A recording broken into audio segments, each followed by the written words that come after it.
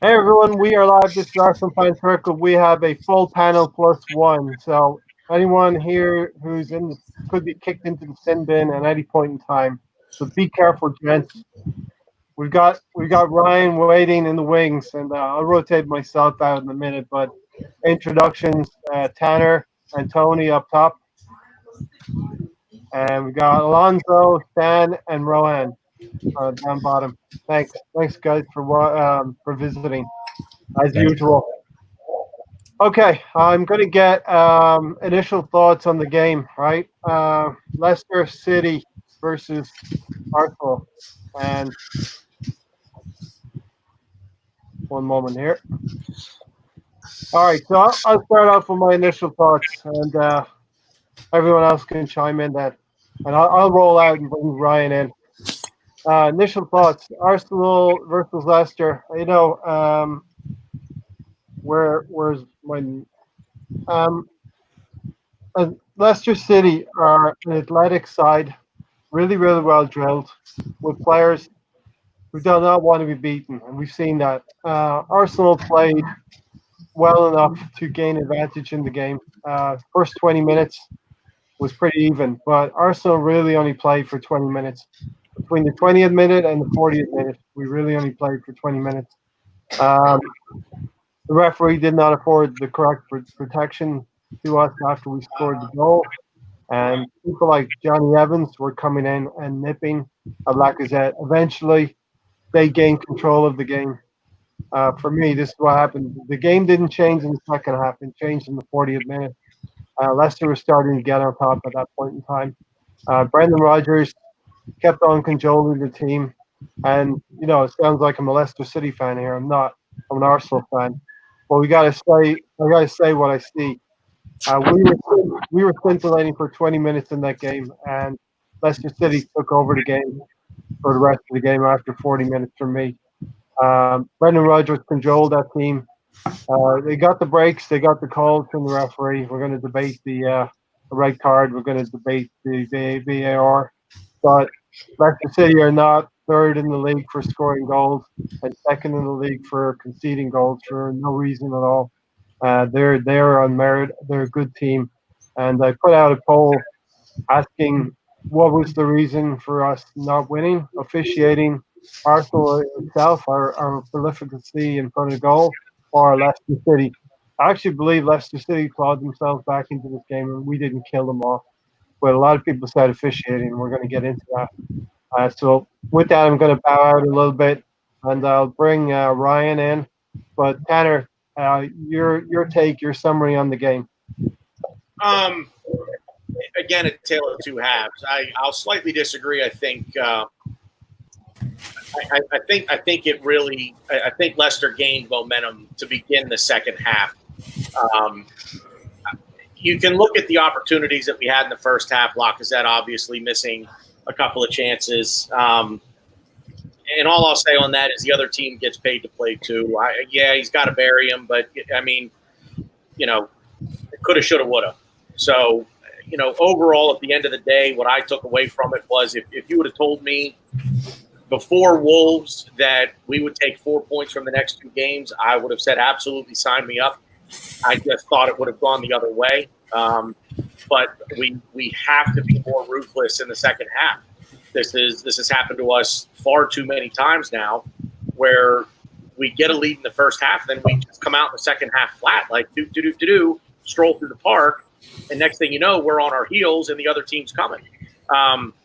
The officiating aside, I'm never a fan of blaming the officiating for the outcome of a match. I will blame officiating when they get something wrong, but to say that it's the referee's fault that we lost, that couldn't be further from the truth, because before Eddie's red card, Leicester were still all over us. So disappointed based on how we conceded Eddie's red. I know we're going to get into this. I think it's a red card. So I'm not necessarily upset with the referee there. But overall, like I said, if you'd have told me before Wolves that we were going to get 4 points out of the next two fixtures, I'd have signed up for it, and that's what we got. So we moved to the derby on Sunday. Yeah, for me it was two drop points to me. I think we should have came off in the second half. We came out flat, like you said, we have been for the last 4 or 5 games. Oh, sorry. You get a red card? No. This is a rolling. It's going to be rolling. We got 7 people with 6 spots. So I like this. Okay. yeah. In the first half, we had Go, Tony. in the first half we had 6 of 7 shots on target. I think we were doing all right offensively. I think it's stupid to blame Lacazette for losing because there's a great stop there. Then the second half, Eddie just does a stupid foul and gets sent off. All right, Lonzo. Yeah, so Hi, Tony. whenever we had the first couple of minutes that we had control of possession, I thought that we had a great couple of minutes that we were flashy. Everybody was moving to the groove, and I think that Ceballos was up for it. I think everybody was up for it, but Ceballos had a good ball into Saka and led to the first goal, and I thought that it would be non-stop action by that side where Saka was on. But, I think that what happened was they had and then Bellerin missed a chance as well, which was saved by Smagel. You can't fault him for that. He's trying very hard. I think that he's made a great impression the last couple of games, at least for me. I think that, in the second half, you always tend to run out of gas, and I don't know why that is. And in this game, I think Arteta just didn't have the right substitutions to come on, or at least they didn't come on when we needed them to, or at least more of a threat come the second half. And I don't know, that's what I see. I just saw a lot of laziness on the second half. Like 10%, yeah, we could have blamed the refs, but we had to make some kind of plays too. And I think like the midfield, we're lacking creativity, and it's just it's a shame that it can't come. We can't score more goals, and it is what it is. But hopefully, it's a learning tool for Arteta to make better subs and move on. I've been called old Rizicki. So there. You ever get the Freddie Mercury? Yeah. Yeah. That's a great comment. You're my best friend. All right, Dan, bring some order to this. Well, there's like an old cliche, isn't there? This old football cliche about, it's a game of 2 halves. And had that game finished at the end of the first half, we'd probably be talking about the best game of football, under Mikel Arteta that we've seen. And I said a couple of results back, when we were keeping the nice clean sheets and we're getting through the games. And I kind of said that if we could keep things disciplined and compact, that the pretty football will return. And that first half was quite pretty for me. I really enjoyed the first half. But in the second half, all right, we could talk about the officiating, which we're going to talk about later, and we can talk about the kick to Mustafi, and all of that sort of stuff. But I always try to look at what we can do. What is it that we can do to affect the game? Some things are just taken out of your hands. When something happens with VAR, it's just taken out of your hands. And we'll talk about it later. But I felt that had we had been able to keep 11 men on the pitch, I feel certain that we might have got more out of that game. Because going into that game, a lot of people were saying, "Oh well, I'd be happy to take a draw." But I think that we showed in the game that we were better than the draw for sure. So that's my take on it. Yeah, Rowan, are we expecting? It's a good thing now that we're expecting too much, or maybe a little bit more than we should. If this was Unai Emery, we would have been playing for the draw, and we are disappointed now that we didn't get the win, Rowan.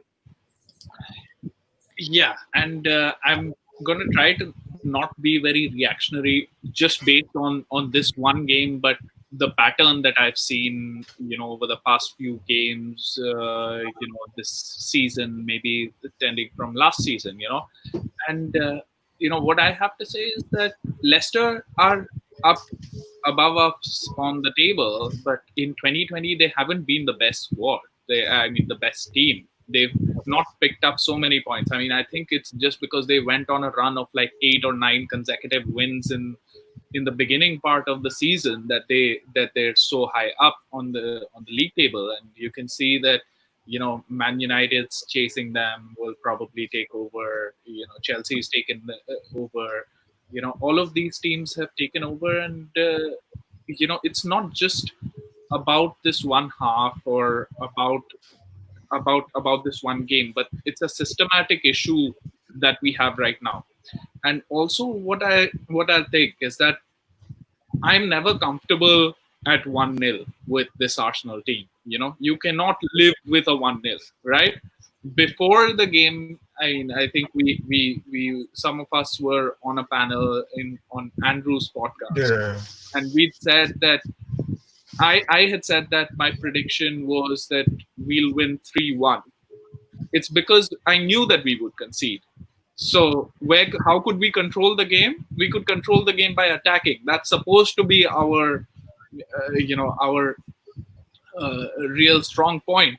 But we just didn't do that. You score one goal, you're going to concede. This Arsenal team will concede. Although we've had a few clean sheets, we can't rest on that, and that's going to cost us points. Hey, Ron, I have a question for you. Do you think that it's the midfield problem with Jock and Ceballos basically by themselves, or is it just deformation? Yeah, I mean, it's a midfield problem because if we don't control the game, we're going to lose control at some point, right? Yeah. Like we try to play from the wings. From the wings, when I say from the wings, we only play from the left. Teams figure that out. In the second half, they're going to make changes. They're going to cancel it out. And until you control the midfield, you're going to come under severe pressure, which is why I acknowledge that Arteta is sort of limited, with Ozil not turning up, with Guendouzi throwing his toys out of his pram, all of these issues going on. I can sympathize with him. So how can we rectify that? By scoring goals, which is what we're not doing. So, I mean, we'll get deeper into it. Okay, Ryan, let's get through this segment. Your summation of the game, Ryan. So you get to the bar, and the hottest girl at the bar comes up, chats you up, having a good old time. You buy her a shot, you buy her a drink, you're loving it. Things are going good. Next thing you know, you're getting pawned off to her ugly fat friend. That's Arsenal Football And it Club. only lasted for 20 minutes. Yeah, that's Arsenal Football Club for you. Yeah, I mean, sounds like a man that's talking from experience here. No comment. We'll get into that later. Anyways, so yeah, I mean, you guys all pretty much touched up on it. The only thing I will kind of disagree with is with Rohan is I think Leicester City is probably the most balanced team in the Premier League. I know people are probably going to be like, oh no, Liverpool, Man City. I mean, you could obviously make a case for Liverpool that they're the champions. They've lost one game all year, fine. But besides them, I think Leicester City have top to bottom the most balanced team. I think they have a more balanced team than Man City. I just think Man City is just so loaded at the midfield, and teams just can't get past that midfield that it overshadows their defense. I don't think the defense is that good. I don't think Ederson is that. Ederson's good. I don't think he's as good as people think he is, though. But whatever, it doesn't matter. Point is, we didn't capitalize on our chances. I personally, I want to take the blame. I think we should take the blame as a team. But I think Kasper Schmeichel should get a lot of credit. He made 2 world-class saves against us. Maybe even 3. He's a great goalie. I think personally he's the most underrated goalie in the Premier League, but that's just me. He wins them a lot of points, and I think he did. I think he did today. I mean, things obviously went all out of whack and all crazy. But if I told you guys, hey, we got the 3rd best team in the league, Leicester City, we're going to be down to 10 men. And we're going to draw. All of you would say, yeah, we're going to draw. Okay. You guys are all taking that. I don't care what any of you say. You're all liars if you say otherwise. But yeah, so it is what it is. I mean, obviously, it didn't go down the way we wanted to. We were up 1-0. Then, the Jenga pieces fell in a way we didn't want them to. But it is what it is. We push on. And Tottenham tied to Bournemouth 0-0. So that got me giddy today. So, yeah. The assemblist said he doesn't think Arteta is good enough. I happen to think that we need better players, and Arteta is up to the task from the assembled. But time will tell. We need the backing from the club. And Steve Denham, thanks for joining me. Before the season ended, Arsenal fans were saying there's no improvement. but I couldn't see any difference from Emery. You guys see it change. The team's playing better and see what Arteta is wanting. The team sees what are doing what Arteta wants them to do as well. You know, so definitely I'm seeing shoots of improvement. And Ryan, you're right. We all probably would have taken a draw because we wanted to win for sure. But I think all of us can say we had those nerves again. We didn't know what was going to happen. We weren't resigned to losing, unlike under Emery, where he faced 30 shots and maybe only have 12, 4. You know, that was really bad. And so if Arteta's given us something, it's that we can feel, we can get back into games, and we can fight in games moving forward. But the next section. So for me, after 20 minutes, like I said, it was an even game, and we got on top with our front three. And as Alonso said, Tobias, for me, he had a great game in midfield. He reminded me of, this might be going too far, Robert Perez a little bit in his motion. He was fast with the ball. He was first to the ball. He was reaching the ball away from the Leicester players, and we were winning. We were first to the ball in almost every area of the pitch. And I went back and rewatched this, and we'll get into the Mustafi Vardy thing. But Mustafi was winning challenges, and Vardy was getting frustrated. So that's just a precursor to what we're going to talk about in a little bit. And but that move, Rowan, I watched that move.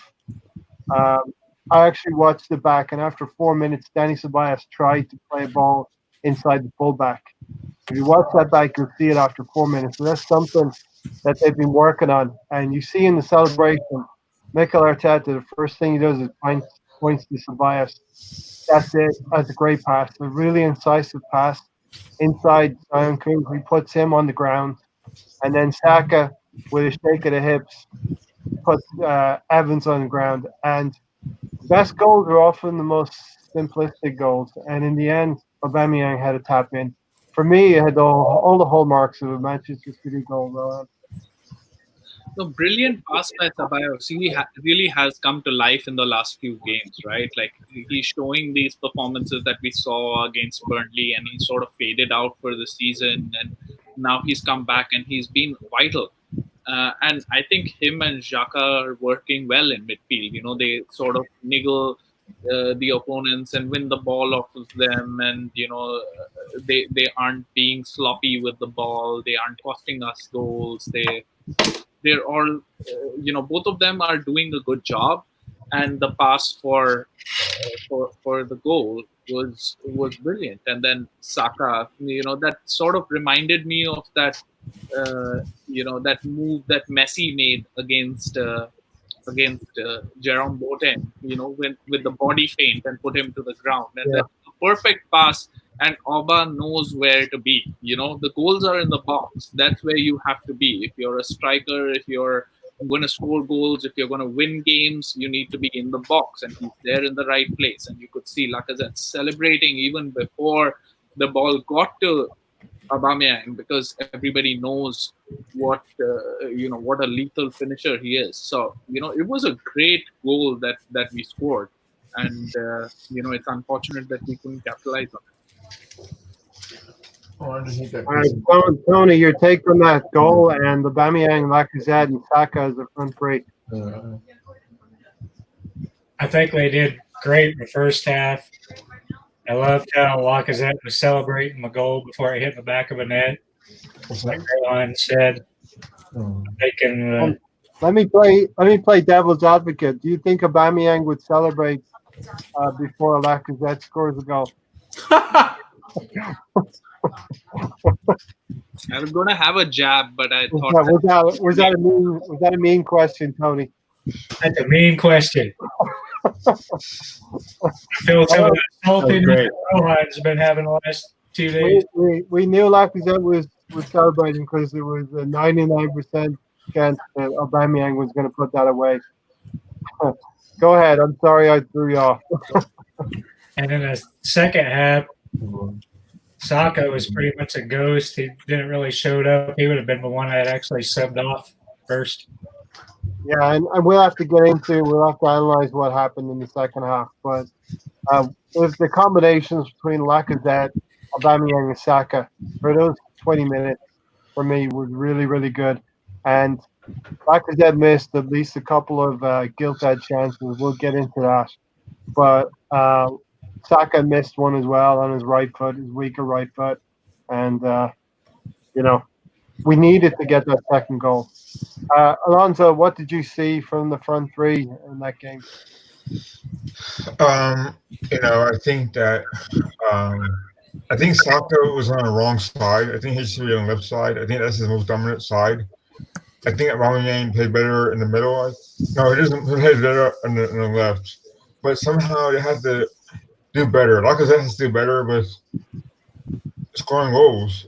And I think Lacazette's biggest strength is holding the ball up. And he's stronger than Aubameyang in that respect.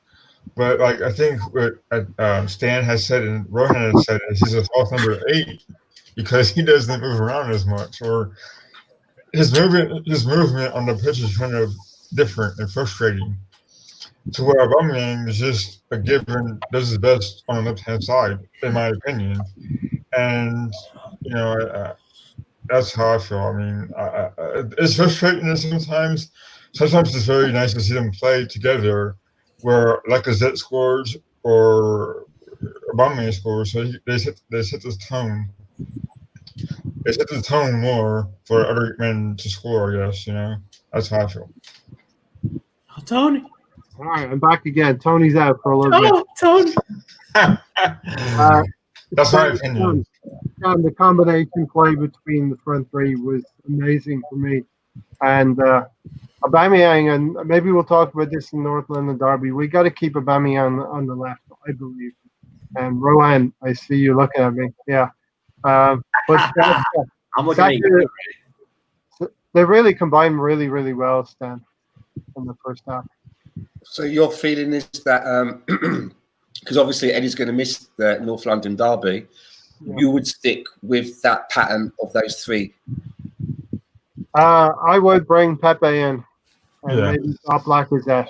Because we're going to be playing away from home. Lacazette cannot play every 3 days. We're actually lucky because we got a couple of extra days more rest than Tottenham have, who are shit. Tottenham are shit. Say it again. We're going to go to the toilet bowl and shit on them. Oh my God! The Armitage Shanks Arena. I don't know if I've ever heard you curse, Ray. This is unfamiliar territory. It's North London Derby, Ryan. You got to bring it. I love it. I love it. I endorse this. I'm obviously not sending. I'm obviously not sending a link of this stream to my mum then this week. Oh yeah. Maybe the first part. No, but the combination play, Stan. What did you see between the front three? Again, I saw some really good patterns of play and some really good movement, but then you get to the tip of the spike to finish it off, and there's no goal. And that's the frustrating thing. And we've talked about this new position that Lacazette is forging for himself, which I'm calling the full eight. And you notice when the goals are coming, it seems to be one guy on the one side of the wing will get into the box and he crosses in for the other guy on the other wing to come running in. And you're looking, well, where's the central guy? And Lacazette is usually doing that. Is it Bobby Firmino? He's trying to be, I don't know. He's coming really deep at times. But then when he does get on the tip of the spear, I mean, how many chances has he missed in the last how many games? It seems to be a lot of chances that he is missing to his ratio of tucking them away. So for the North London Derby, I'd rather go with Aubameyang through the middle, with Saka on the left, and bring in Nicola Pepe on the right, who's now had he's had time off with his new baby. He's had time to catch up and some sleep, and he's going to probably have some fresh legs. I would go with that and have Lacazette on the bench for backup. And Stan, some news today from the training ground is that Pepe actually did train as a number 9 in training today. So possible that Pepe could be played through the middle as well. I really hope Is that what you want, Ray? Because you want Pepe, you want Aubameyang, you want Saka. So you want Pepe as the middle guy. So, I'm going to go to Rohan because I'm a little worried that we take Aubameyang out of the left. And facts are Rohan. He's played more games on the left hand side, but his production is higher on the left hand side than through the middle. Because he's played fewer games through the middle, but you put him at left back, he'll score from left back. I mean, he's that sort of he can score everywhere. So you wouldn't have any doubts about putting Aubameyang as the central striker and still getting a goal. Yeah, you're gonna get goals always, and I with this Pepe thing that I read today, as he's trained as a number 9, so we're gonna try everyone in the squad as a number 9 except for our highest goal scorer. Is it is that the plan? Because I don't understand that plan. Because that could be the plan, and for me, it's not a front 3; it's a front 2, and then.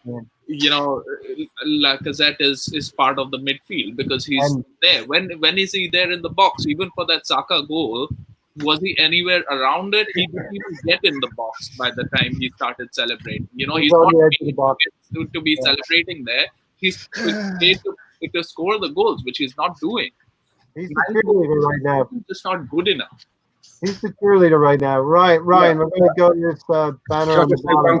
One very quick thing. I don't know if anyone saw it. Apparently, Aubameyang's brother had done a live stream with somebody online. Wasted. And he was basically, moaning about Aubameyang being played on the left and having a go at Arteta about it.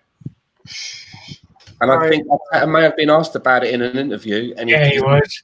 His answer was, well, he did play through the middle when we went down to 10 men. Yeah. For how long, though? We got subbed off. All right. I'm going to bring you in a moment. This is going to be an interesting podcast because we're bringing in and out of here. But Ryan, I'm going to start you off with the banner, and we're going to go around. You go around. You're the host for the next 5 minutes, Ryan. You start off. Lacazette. Can we get to the next level with Lacazette, Ryan? That's a very interesting question. We're going to be going for top 4 next season. Yeah. I think if we switch formations, he could lead us to the top 4. Like Rohan said, this isn't where he succeeds, and it's so tough because I think this isn't going to make any sense. But when he is our tip, when he is a striker, I think he's better when he comes back and he plays back and he does all the little work. Because in the first half, he did it. He did brilliantly. He did a lot of work. I always slag him for doing too much work, doing too much, touching the ball too much when he just needs to be in front of the goal, touch it in, do a thing here, do a thing there. But I think in the first half against Leicester, the first 25 minutes, I thought he was doing a really good job. But then you can't be 2 places at once. He can't be doing the work, getting the ball, facilitating the ball to Aubameyang, Saka, with Ceballos too, and then he can't be at the end scoring the goal either. So, and I agree. I think we talked about this on another podcast. Laca is not, he's definitely losing his quickness, his explosiveness. So I don't know. I that's my personal opinion. I'm not a professional with Lacazette as Rohan and Tony are. So Tony, what are you thinking? I think we can. I think it'd be better if we had 2 strikers up front.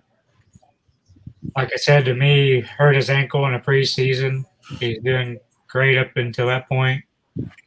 Then he came back. The team's quit, dropped tools. For as hard as worker as he is, I think it unsettled both him and Guendouzi because they're both winners and busting their ass every minute they're out there. And I think that impacted him a lot. Then Arteta's came in and asked him to play real deep, basically center mid instead of being our number 9. I don't think he's had enough games. He's been rested too much or inconsistent starts. If you're a striker, you need to be out there starting. So you have your confidence. You can go out there and score goals, being used haphazardly as setting back. So I guess kind of devil's advocate. Do you think that? How do you feel about the Pepe situation? About him training as a 9? Do you think is this something you want to explore, or do you just want to keep pounding lock in at the tip? That's not weird, but yeah. I'd like to see them both up there as attackers. To be honest, I don't like Pepe on the outside on the right. I think he's ineffective out there. Needs to be making runs inside or just staying up front. Yeah, I think at least me. I don't know how you guys feel. Me personally, I think Pepe's, him playing as a 9. I don't know how much we'll get. I don't know if we can get the most out of his pace and his speed. I personally agree. I don't like him on the right side either. I like him like right inside forward or just like a right forward. I was thinking about maybe exploring him as a 10, but I don't like a 10 in our system to begin with. So, but I just based on what our formations were, I was curious about. Fuck's sake, I was curious about Lockett being our 10, but that I don't think that would work either. But Tanner, what do you think about this whole Pepe being our potential striker for Sunday? I actually like the idea of him sort of being almost a false 9 a little bit better. I don't know how creative he is, but I know that out wide he's as predictable as the sun rising in the east and setting in the west. The fact is, when he's out that wide, what's he going to do? Does anybody here doubt that he is going to look to cut the ball back into the left? And even if he tries to beat his defender towards the goal line, he's still going to, even if he could get around his defender and come along the goal line and look to feed the ball back towards the middle. If he doesn't feed the ball back, he's coming back in towards the middle, still coming into his left. That's what he's always going to try to do. I'd like to see him more in the middle. I just don't know that I want to see him as an out and out striker. I'm really curious to see if he can't create almost as a number 10. But the Lacazette thing, Ryan, I agree with you. And to Ray's question about can Lacazette take us to the next level? By himself, no. But it's not up to him. It's not solely up to Alex Lacazette to grab Arsenal and drag them kicking and screaming into Champions League. In a different formation, I think Lacazette could rediscover his form. And Lacazette's and understand that he's a guy that's going to hold up play in the box. He's going to look to turn and fire the ball. That's his game. That's what he does. Yeah. I mean, I can't disagree with that.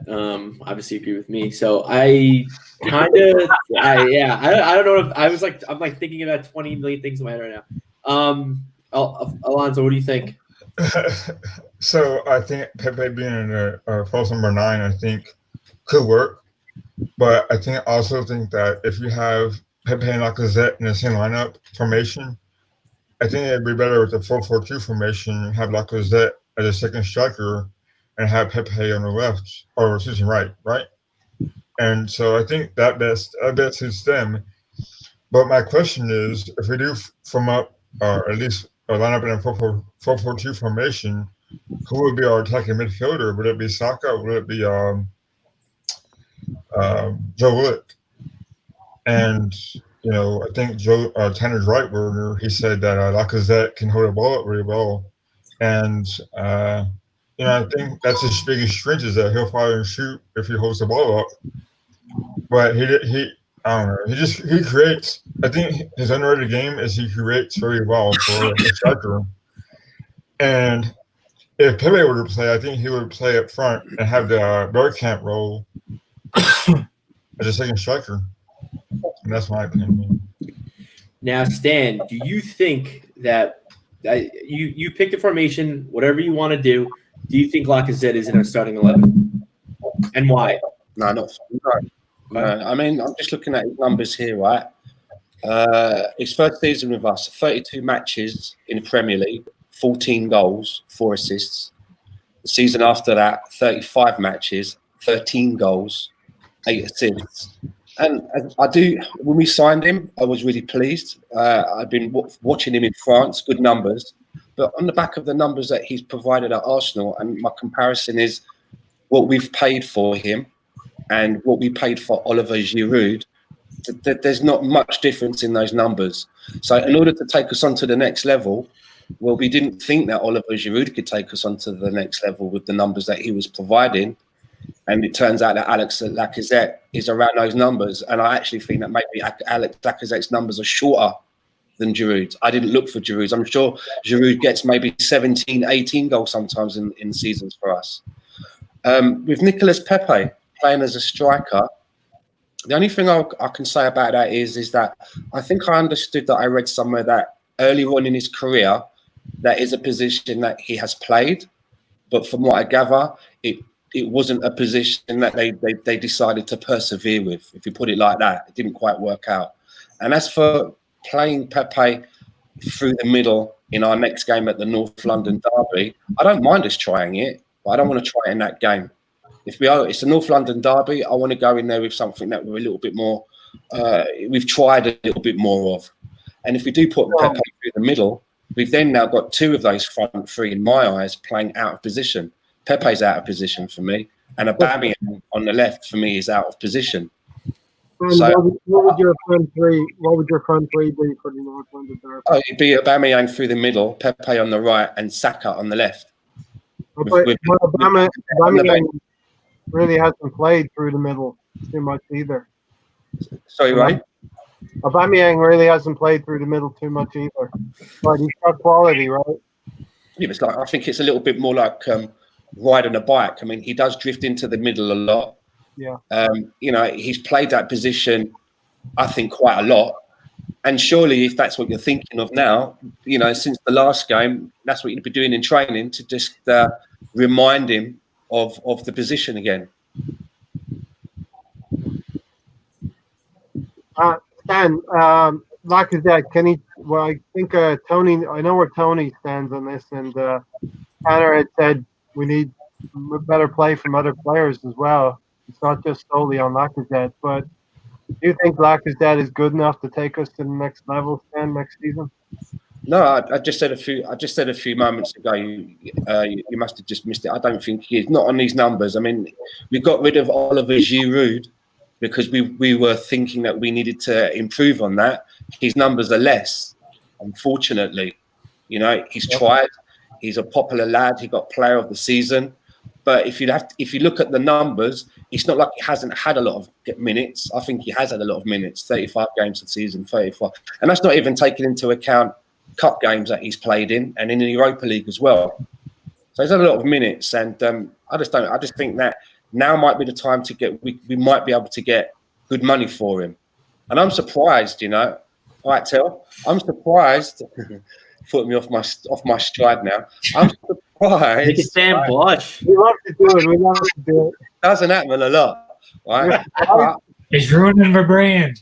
Yeah, Dropping the brand, man. But the thing is, I'm like, when we were going in for him, there was all that talk about Atletico Madrid. I'm concerned now that his value's gone down. Our teams that maybe were interested in him, are they still interested in him? Because, I mean, on his current form, would we want to be interested in him if we were looking for a striker? No. I understand Simeone is still a fan of Lacazette, and they need goals. Thank God. Thank God they need goals. Rohan, and I'll go to Rohan and then Ryan. Rohan, Lacazette, pile on. So, Lacazette, in my opinion, with this team, cannot take us to the next level because he's had seasons with Wenger when we've had an okay midfield and he wanted to control possession. He still hasn't scored 20 goals in the season. Why is he going to do that now? And we're talking about changing the whole system just to accommodate him. Like I've said, I would love a 4-4-2 in theory, but in practice, I don't think that it works in the modern game. You just will be short in midfield, And I do get, as I'm rewatching the game right now, there were times that Lacazette has tracked back and he's gone back and, sort of committed a foul to stop play. behind our midfielders. That's where our number 9 has ended up, and that might not completely be his fault. But when he gets the chances, he's not putting it away. I don't know what he needs for his confidence. He hadn't scored away in the league since Huddersfield until he scored against Wolves. So that's just not good enough. You cannot expect us to be challenging for even the top 4 with those numbers. Other teams are on the up, and we need to upgrade. And like Stan said, now is the time. He's 29, probably his last big contract. Now is the time that we could get money off of him. Otherwise, we're just gonna end up losing him for free. It's gonna be another asset that we're not gonna be able to sell. We have attacking talent there. We have a striker in Aubameyang. I think Nketiah is all right. We've got people in the reserves who can come up and who can play. I just don't think that he's a player who's going to take us to the next level, because he's just not scoring the goals. The numbers speak for themselves. Yeah. Is everyone on the panel able to hear me quite well? Because okay, good. Tanner was I hear you. Yeah, you are a little muffled, but I do hear you. A little muffled. Okay, Norma, another great week. Tottenham can't even beat a relegated team in Bournemouth. Dude, this is setting us up. It's setting us up. It is. Be very careful of overconfidence. This is the biggest setup. I'm nervous. Yeah. I don't want to get a conspiracy theory because we did that already a week ago. Jesus. You reckon Jose's team talk was like, okay, we got the list today, and we suck them in. We're going to suck them in, and then we're gonna, I reckon that's it. Rowan, I can name numerous teams that we just kickstart the season with again. Brighton being one of them. But let's not go there. Let's go there hopeful. Let's go to the toilet bowl hopeful. All right. So we've come to the end of the first half here, pretty much. Not the first half in the show, the first half in the game. And let's get into the end of the first half. And I did a bit of a Vardy watch and Mustafi watch. And second minute, Mustafi clears the ball with the head. 7-minute Mustafi clearance blocked by Vardy. He's closing them down very, very quickly. And Vardy's a good player who, he's come through the game the hard way. He hasn't had things handed to him. He's had to fight and graft his whole way to get to his career. At 27. Richard Vardy, 27. He started playing in the Premiership at the age of 27, and he has scored, I think, 5 seasons running. He scored 20 goals plus. So he's not a player who's going to let things slide, let things go. And the league should know about Vardy.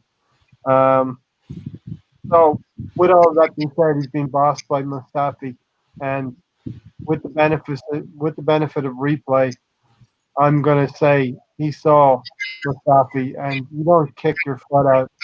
I'll go to you, Ryan, first, because you're showing passion here. You don't kick your foot out like that, Ryan. I haven't seen wrestling in quite some time, so I don't know how it's been. I don't know what's been going on, but boy, have I seen a Shawn Michaels sweet chin music kick or two.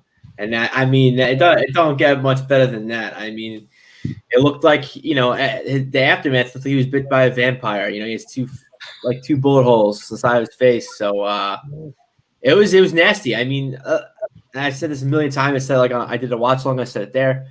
It didn't look that bad. I was like, all right, kicked in the head. That sucks. But then you watch it. I'm like, oh shit. Vardy tried to kill a guy, and it's like it was bad. I mean, at the very least, it should have been looked at by VAR. But VAR likes to not treat us very nicely. So as we will see, well, I can't argue that, but yeah, VAR doesn't do us any favors and doesn't look at it, and it is what it is. Mustafi's got 2 fangs in his face for Tottenham. Hopefully not. I don't know how that's going to heal, but yeah. Was it accidental for you?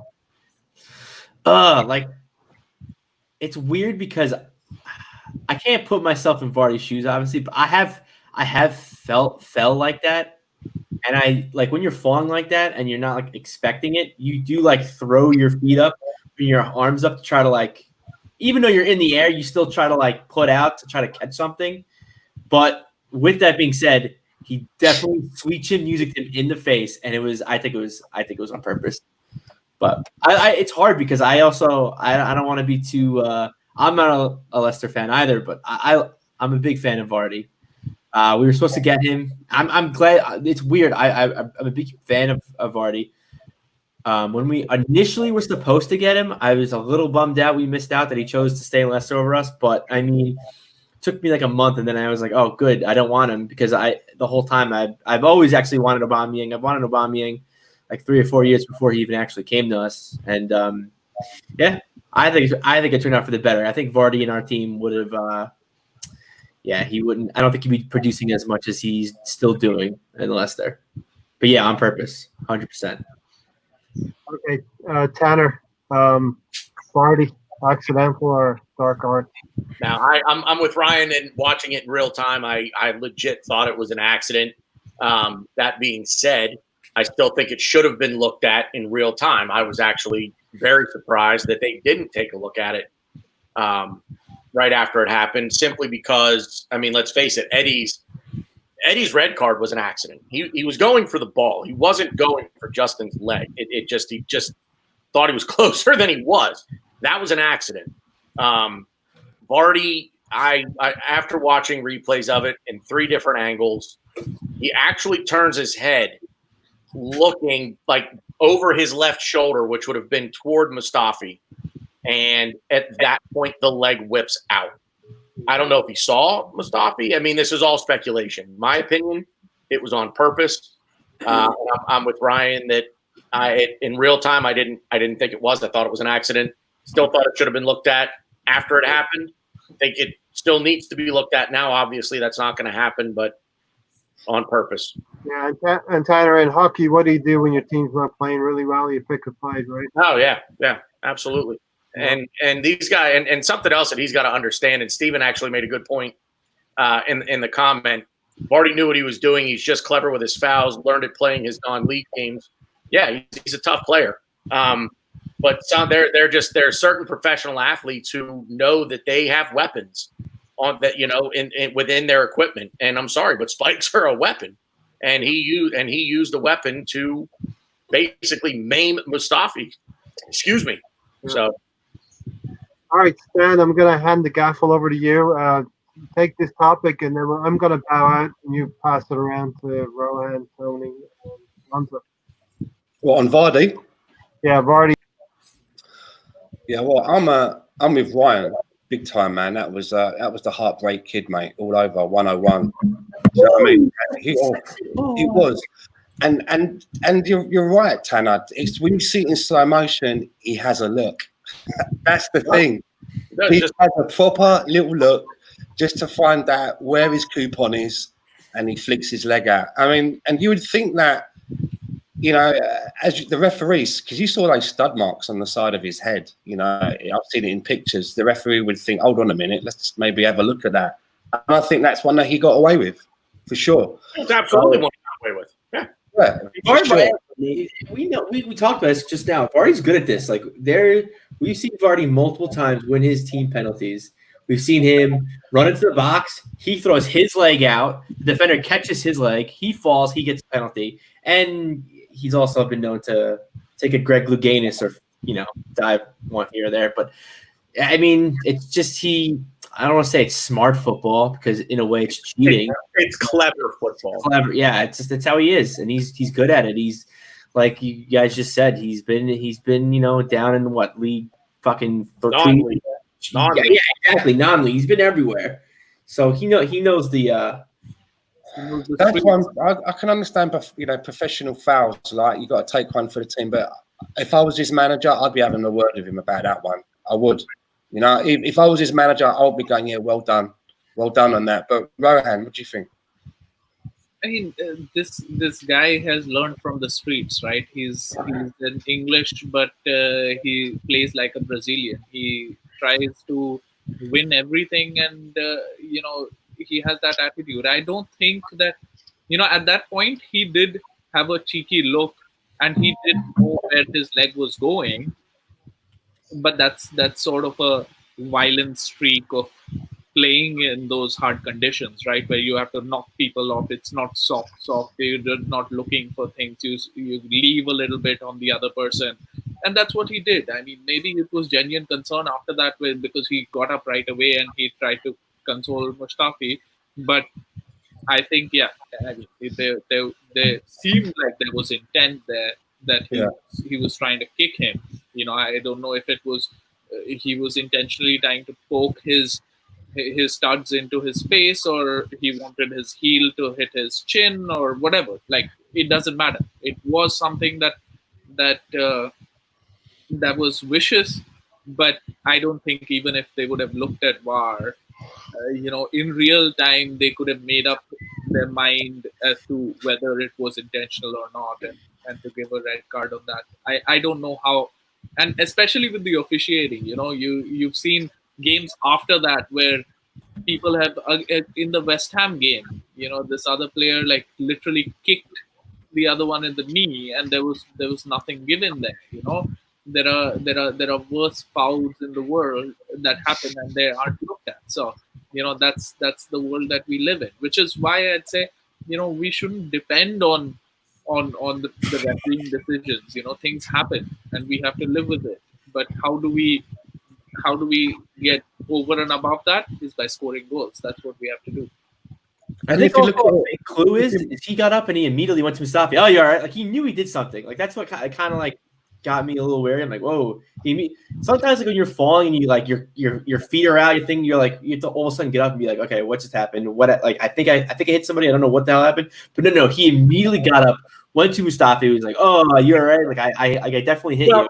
There is one other way to look at this, and as I said, that I do think it was intentional. And I gave the example that he did look over his left shoulder like he was looking for Mustafi. Very well could have been looking over his shoulder to find the ground. So I'm going to play devil's advocate on myself here and say, and when you're falling, what's your first instinct? To put out one of your extremities to find the ground, to break your fall, to brace yourself. Very easily could have been doing that. It looked awkward in the replay. I'm devil's advocate because I don't believe what it is that I'm saying. But it is a possibility. The fact is, none of us are in Vardy's head. We really don't know. And Ryan, to your point that he got up immediately and went over to Mustafi, like that's part of the cleverness of players like this, where I know what I'm doing, but this is what, who, me? Who, me? That was kind of like an oh fuck moment for me. He was like, oh fuck, I didn't mean to go that hard or that high. I know we're gonna get to this later, but like with the Eddie thing, Eddie didn't know what the hell he did because he wasn't sure what happened, so he was just like, what's going on? And then I don't know if you, I said this on the last podcast. I don't know if you saw the Tarkovsky foul. Yes, Burnley. He knew what he did, and what did he do? He kicked him. He immediately went over to the guy and was like, oh, what's up? You all right? You okay? Yeah, I know, ref. I got you. Yeah, I fucked up. And that was the same kind of foul Eddie did. And yet, I mean, that's, again. Well, let me ask you this, though, right? Let me ask you this. In the instance of his foul and Eddie's foul, with Eddie's foul, the referee gave a yellow card. VAR intervened and said, hold on, you might want to take a look at that. So is there a shout to say then how comes VAR wasn't watching what happened there and said to the referee, hey, you might want to take a look at this again? What do you think? Yeah, it's the inconsistency of VAR, and I think that is everybody's biggest problem with VAR is it's not consistent, but to the point where, like, I understand you missed something here, you missed something there, but VAR, week in, week out, it's like what happened over in this game, the same thing happened in the game 2 hours later and nothing. Yeah. The result is never the same. It is completely arbitrary the way they make these decisions. What do you think, Tanya, on this the Vardy situation? If there was a shout that VAR, the consistency or inconsistency, I should say. Yeah, that on Saka, he actually went over to the sideline monitor. I don't know why they don't do that on any time. I think it's a possible red. They should be going over there and looking at it. Again, if the ref made a mistake, if the ref's looking at it, you don't have to worry about it being a clear and obvious error. You can say, "Oh, I fucked up. There was intent there." But to me, if you look at the Vardy incident to start off with, it looks like Heartbreak Kid, but from the reverse angle, it looks like Liu Kang trying to kick his fucking head off and do a fatality on him. Liu Kang. I also think Finish him. to Tony's point about how like the refs don't really go to the monitor. I think it's a little boys club, and it's like the way they kind of look at it is if we have a VAR official, but the VAR official doesn't want to overturn the ref because that ref could then be the rules could then be reversed next week, and then it's like, well, you fucked with my decision, I'm going to fuck with your decision, and they kind of want to, I guess, keep like a peace with each other, kind of keep like a little like. Like I said, a little boys club. Like, you don't fuck with me, I don't fuck with you. Ryan, let me piggyback off that real quick. I think a way to word it is referees' integrity. Do you know why they don't show the replays in the stadium? Why you just get the VAR check and the wording on the screen? They do not want to mess with the integrity of the officials. They don't want the fans raining, showers of boo down upon the officials. And it's funny. And again, I do this every goddamn week, but they do this in baseball where they will not show you a close play. And it is to save the integrity of the umpire in baseball. And it's no different here. They do not show replays in the stadiums to save the referees. That's exactly why they don't do it. They can, they don't. Yeah, no, I agree with that. I just don't. It's horseshit. In my opinion, it's absolute bullshit. Yeah. If you're getting paid to do a job, do it right. Somebody on Twitter said today, and sorry, I'm not going to go off on a rant. I saw somebody on Twitter today said, bring in international officials. I get the sentiment behind it. I don't get why we don't do that. Like, I don't. Like, yeah, they don't speak. Like, obviously, like, get ones that speak English, but it's like. Maybe I'm off. Maybe I'm way off base here, but I assume that the referees in the Bundesliga are German. The officials in Serie A are Italian, and so on. Yeah, they are, but it's just I don't. Yeah, they are. In Spain, they're Spanish. In Germany, they're German, and in England, they're shit. That's how it goes. Quote of the year nominee. Right? I think German refs are good, but I'm biased. That's how it goes. I don't think the issue is whether Vardy should have got a red card or not, but I think the issue is that they didn't even have a relook at it. That's like that's the issue, right? Or we didn't hear anything today or the day after the game, No, so, they are not the ones to admit their fault. They're nicking a living. They don't get invited to any international tournaments because they're inconsistent. They don't know what they're doing. And, unfortunately, we're at the receiving end. Manchester United have had 13 penalties given for that. Dude, tell me you guys saw that penalty. Tell me. I was so confused. I didn't know what happened. I tweeted, I zoomed in. I saw a still, and I actually zoomed in on it so that you can see that Fernandes is actually, I don't know who the defender was, but he's actually stepping on the defender's leg. And Fernandes, I think it was Fernandes, right? Yeah. He's stepping on the defender's leg, and somehow it's the defender committed the foul. What? How? The only reasoning I was behind that I could think of was that the ref seriously thought Man U was Villa, and Villa he mixed the teams up, and he was like, oh, it was a foul on I don't know. That's the only thing I can think of. I can have a whole podcast with that. I don't get it. Doesn't make sense. But again, it goes back to what we were talking about, the inconsistencies of VAR and how everyone hates us and love Man U. It's a wonderful world we live in. But boy, oh boy, if you had a Man U fan on here for whatever ungodly reason you would do that, they'd say the same thing we're saying. They would cite instances where VAR screwed them over something, or referee missed the call. I mean, every fan of every team would do it. We're not the only ones that feel this way. I promise you that. So it's funny because I have a friend of mine who's a Manchester fan, and all he talks about is how Liverpool get all the penalties and all that stuff. So I understand where you're coming from, Tanner. It gets old. And lately here, we've been kind of unlucky with VAR. I remember Saka got his goal and didn't count because VAR counted out. So we've been unlucky with VAR. Yeah, definitely unlucky. Rohan. My issue is it's and it's because it just happened here on my replay that I'm watching, is not even the not even the Vardy Switcher music incident, but the fact that when he scores the goal, it touches Perez's studs. You could clearly see that it touched it. He went to VAR checked it once, and for some reason they didn't look at it again after that. Why did they not do that? It did touch his foot. They went to a different angle, and maybe Tanner's going to say this. They went to a different angle and drew a line somewhere else. Clear and obvious. Tanner? No. It does not. No. Clear and obvious rule only applies for red cards and penalties. It does not apply to offside. Offside is clear. It has to be offside or onside. That's the only two sides it can go on. There's no interpretation that happens there.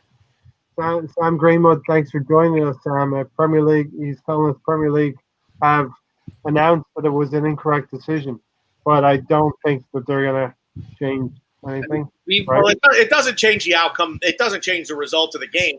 But in a situation like that, if the league says, okay, it's an incorrect, deduct the goal, because what if the race for 4th and 5th should come down to goal difference? Yeah. All right, Ray, can I go to Rohan's point real quick on that? And Tony said it, and Rohan, you backed it up. It's clear and obvious. But in my opinion, and you and I, we can debate this later if you want. But to me, if I'm the VAR official on the Vardy goal, I'm upholding the goal. Let me finish my thought real quick, because if it was ruled offside and they disallowed the goal on the field, and I went and looked at it, I would disallow it as well. I would have stuck with the ruling on the field, because to me, looking at it, it is not obvious that the referee made a mistake. It is not either way. It was not obvious to me that the ball glanced off Perez's spike. I think it did. I think you're right. But to me, it's not clear. There is not indisputable evidence to say that, yes, that was the incorrect call, and I overturn it. So whatever the call on the field is what is the call that I would have stuck with if I were the VAR. But they didn't even check it for. They looked at it once, and then they turned it to the other angle in which the other guy was passing. And to that point, for once, and I hate to say this because now all of a sudden I'm going to sound like the Leicester fan, Ray, but I think that's what VAR should be doing. You look at it for no more than 30 seconds. If you are looking at a replay for more than 1 minute, you are looking for a reason to overturn the call on the field. Stop that, because we could stop play every minute and we could review something and say we need to go back and change this. We'd still be playing Burnley if we did this, for crying out loud, in the home opener. You look at the screen for 30 seconds. If there's nothing clear and obvious on the screen to change the call on the field, then you move on. But there have been times where they've looked at it for 5 minutes. Like, what are you looking for? Exactly. Are you watching the movie? Stop. Move on. It's not there. So in 30 seconds, if you don't see it, move on. It's not there. For Eddie's red, how long did the game stop for? I mean, it stopped for. I don't think. Well, the referee went over. He looked at it once. He's like, "Yep, that's a red." And he looked at one angle. What is the point of then having the little screen, or what is the point of having this technology if you're not going to use it? Oh, I agree with that 100%. The on-field official, the guy that makes the call, should every single time VAR calls down to him. There should be I can cite instances this season in the Premier League when players have been offside by millimeters and they've been given offside, because there is no clear and obvious rule that applies to offside. It is either offside or it's not offside. Was the any scoring part of Vardy's body beyond the line, and did Perez touch it or not? They didn't even look at Perez's angle. They looked at it once, and for some reason, I think because they couldn't see Vardy in that replay, when they started looking at Perez's when they looked at it almost from over Vardy's shoulder. Yeah. Exactly, and that's why they quickly went to the other angle. But it did touch it. When it happened, I saw it and I said that they didn't even probe it, and there is no question of interpretation. They should have looked at it. They didn't look at it. That was a really bad decision, in my opinion. For me, it was offside. I could see clearly his shoulder was offside for me. The IOZ thing was a distraction. They started to hone in and look at that. In the first instance for me, Vardy was offside, I believe, and they got distracted by that. But shoulders don't count. That counts. Yeah. Oh, so he was definitely offside. Okay, I'm going to go to the banner that I have down there for a little bit that Tony keeps telling me, the timekeeper. For 10 minutes now. All right, the tough lesson for Arsenal to learn here. Like I said, I contend we played for 20 minutes. We played really well for 20 minutes in the first half, between 20 and the 40 minutes. And Leicester slowly but surely got themselves back into the game. Non-league football, Johnny Evans does the same thing. Rakes Lacazette down the back of the Achilles. They're getting back into the game. They're getting tighter on Ceballos. We've already talked about Ceballos. He was playing really, really well in the first half. We didn't see any of that in the second half. Going to the second half, Aubameyang plays some sloppy balls in midfield. We can't hold on to the ball. And Leicester are third or fourth place for a reason now, because they're a good team. And they're starting to get control. Brendan Rodgers is there telling his players there's something in this game for them. And this before the sending off as well. So this is the lesson that Arsenal needs to learn, Ryan. Yeah, I mean,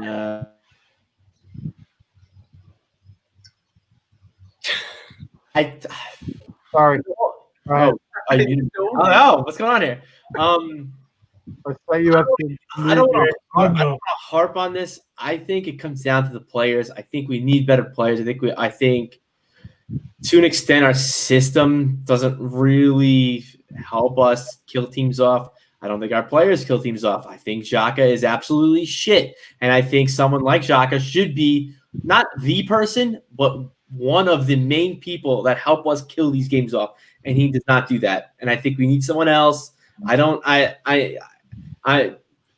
can't. My head is like running a mile an hour. You're frustrated because we don't have the personnel that's gonna. We can't dominate games for. I just don't see what he does, and I know Tony. I'm apologizing to you. I kind of was like, I want to see him play with that crowd. And I didn't think he was that bad, but I think him not playing terrible mixed in with people saying, "Oh, he was man of the match. He should be our captain." It's a disgrace what our fans did to him. He should be wearing our armband immediately. It's absolutely pathetic. And these fans, I'm sorry, are probably dumber than Xhaka and Mustafi combined, but that's not the issue here.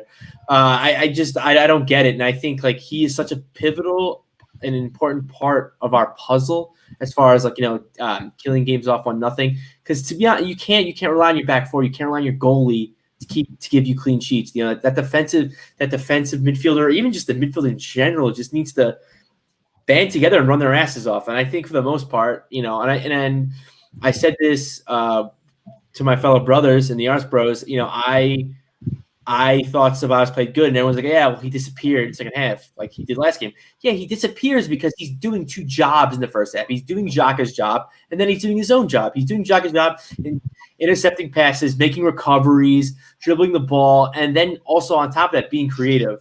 Can't do two jobs. I mean, Arteta's asked him to track back and do the dirty parts of the game as well. Yeah, and it's like I get it. He's partnered with Xhaka, so he should help out with Xhaka, but Xhaka should be helping out with him. Xhaka's not helping out with him. The thing that Xhaka is doing is not getting a red card and not getting a penalty. Now he's man of the match. Give him his armband back. He could yell. He could yell in Swiss, German, French, English, Australian, South Cambodian. Good. I don't care. It doesn't mean anything to me. And truthfully, we're a little light in midfield because David Luiz is being covered up by two other defenders. Plain and simple. He's got two players beside him because David Luiz is David Luiz, and Arteta can't chance for the back. And growing up, when I was learning the game of football, like I was always taught, yeah, you have a defense, and like your defense has to obviously keep the ball out of the net, but you essentially want to use your defense as like a last resort. Like obviously your defense's main job to keep the ball in the net, but you don't want your defense to have to worry about strikers and like actually man mark them and actually worry about like making slide tackles in the box and making crazy rash decisions, which is why I think Mustafi got so much shit, because he was put in such a crappy position 9 times out of 10. I'm not saying it's not his fault; he's a moron. But you poke a bear that's in a corner, he's gonna do something crazy and stupid. And I think that's what Mustafi's done for us half the time. But I think now Arteta's kind of coached out of his game to not go down for a foul or go down on your go for a 2-footed challenge every time. Things look a little suspect, but I just think this midfield needs to be. I know we harp on how bad the midfield is, but this midfield is like, I think it's worse than the way we're making it. It's you see, Ryan, what happens with the Arsenal goal if the Leicester players go to ground or just fall on ground because Saka's just that good. They've got no one left to defend, and we took them down there, But Sam Greenwood, big up yourself, and we are not here. We're not complaining.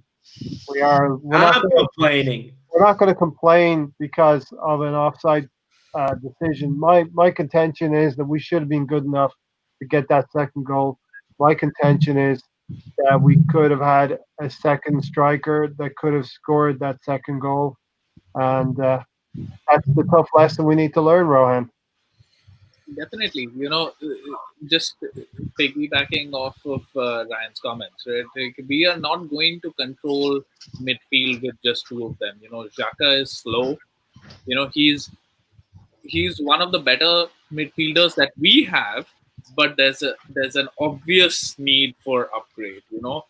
And Ozil has let us down. He's just making money sitting at home. Since the time he's last kicked the ball, he's made like $7-8 million or something like that. Guendouzi has acted like an absolute fool.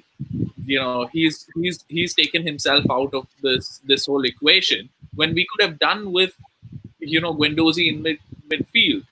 If we have to control the midfield, and I think this is what I think we should do, is we should play Torreira, Xhaka, and Ceballos in midfield, and only then will we be able to control the midfield. Otherwise, we're just too light. We always have 2 versus 3. We're just trying to niggle our way, and take the ball off of the opponent instead of trying to keep the ball and trying to, impose ourselves. The easiest way of not conceding is playing in the opposition's half. And how do you do that? That's only going to be when you have your midfield that's going to complement your defense, and they work together as a unit, which we're not doing. And I wasn't surprised that we conceded. It was coming. You remember that Vardy scuffed one. Vardy had another chance in which he rounded the keeper and he didn't score. So it was inevitable. It was going to happen at one point. And, we were riding our luck. And the reason why we are riding our luck is because the midfield is so lightweight. Yeah. And we are actually playing the game in bloody quarters right now because of these water breaks. Because of the water breaks, yeah. Because it's amazing how things change. I mean, look at the Wolves match. After the water break in the second half, we looked like a different team. Mm-hmm. All right, so Rohan, back to your point. Torreira needs to play. I think we need 3 in the midfield, but I still don't understand. Xhaka being there doesn't make it. Still, it doesn't like. I guess you'd say paper over the cracks. I don't think that helps us. Yeah, adding an extra man does help us, but then you're taking away a man from the midfield, a man from up top, and just bringing him back. It doesn't help us. I think we need athleticism. We need speed in that midfield, and some kind of defensive prowess. That's why I said to you guys, and I know none of you guys really agree with me. I don't know if we should go all out like this, but we need a Saka in the midfield. We need an Ainsley Maitland-Niles in the midfield. We need that speed. We need some defensive prowess, and they both have that. Oh, Xhaka's got a good one pass. He could marshal guys around the field. But they all that fucking wait, what? No. They're professionals. your captain. First of all, your captain should always be in the starting 11. He should be. Now, I'm not saying he should be your best player, but he needs to be a person that you can count on and depend on your roster, on your 11. And depending on formations, tactical changes, he should be there. I'm not saying he should be your best player.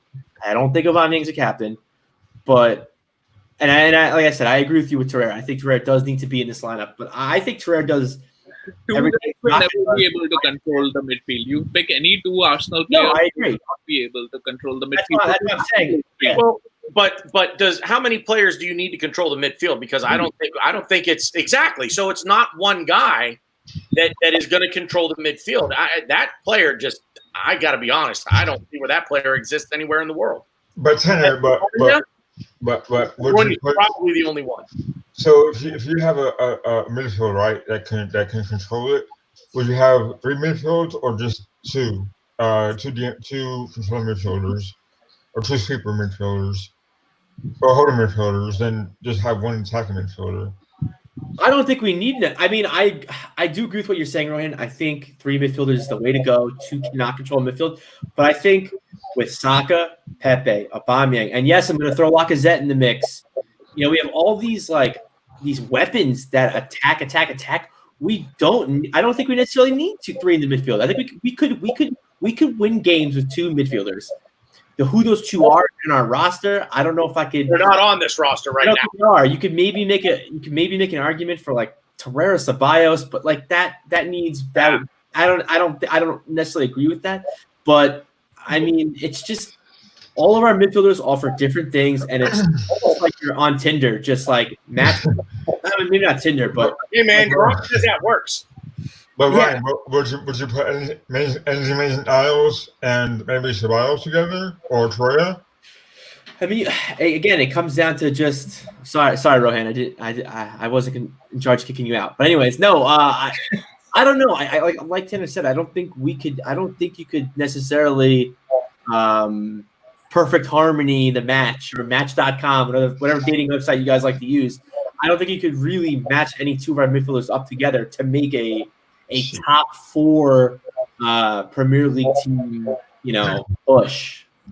But Shaka's not the answer. Period. See, this is what we miss.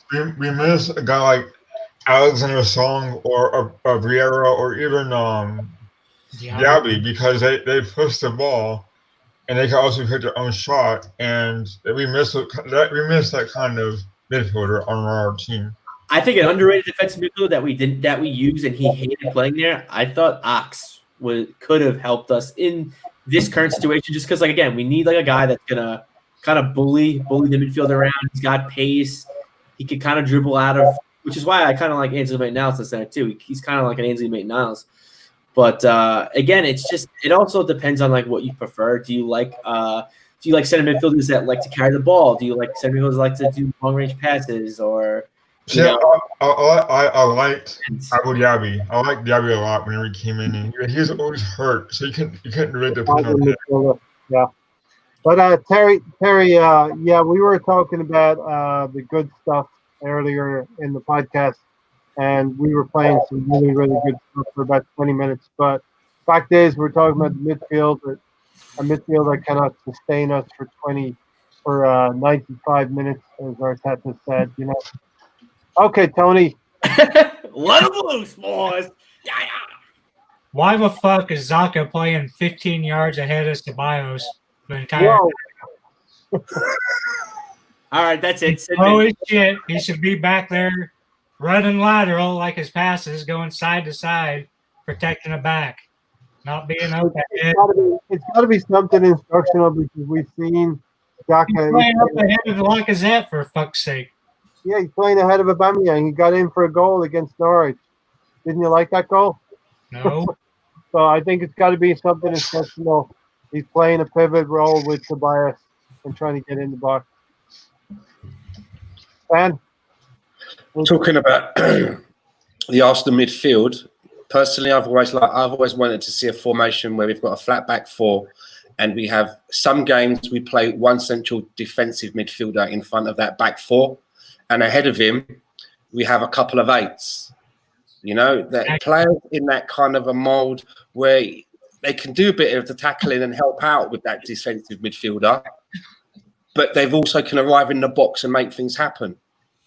You can also then, if you've got like 2 defensive midfielders and 2 8s in the squad, other games, you may want to have it the other way round, where you have 2 defensive midfielders sat in front of the back 4, and maybe only one of the 8s in front of them.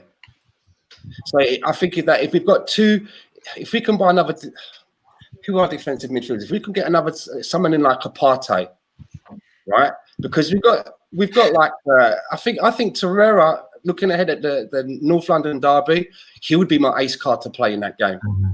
I think he's got a big game coming up in him. And I was there, right, for that North London derby under Emery, the 4-2, man. And, you know, you talk about sometimes in the North London derby, it's a little bit different. You know, you can't really go on current form in a derby match. He does look like a player that gets it. He loved it out there. But, yeah, going back to that, you know, get rid of the 10, get 2 8s, have 2 defensive midfielders, and chop and change that formation depending on who we're playing, if we're home or away. Thank you. But you said that you made the best comment that we've had so far in this thing.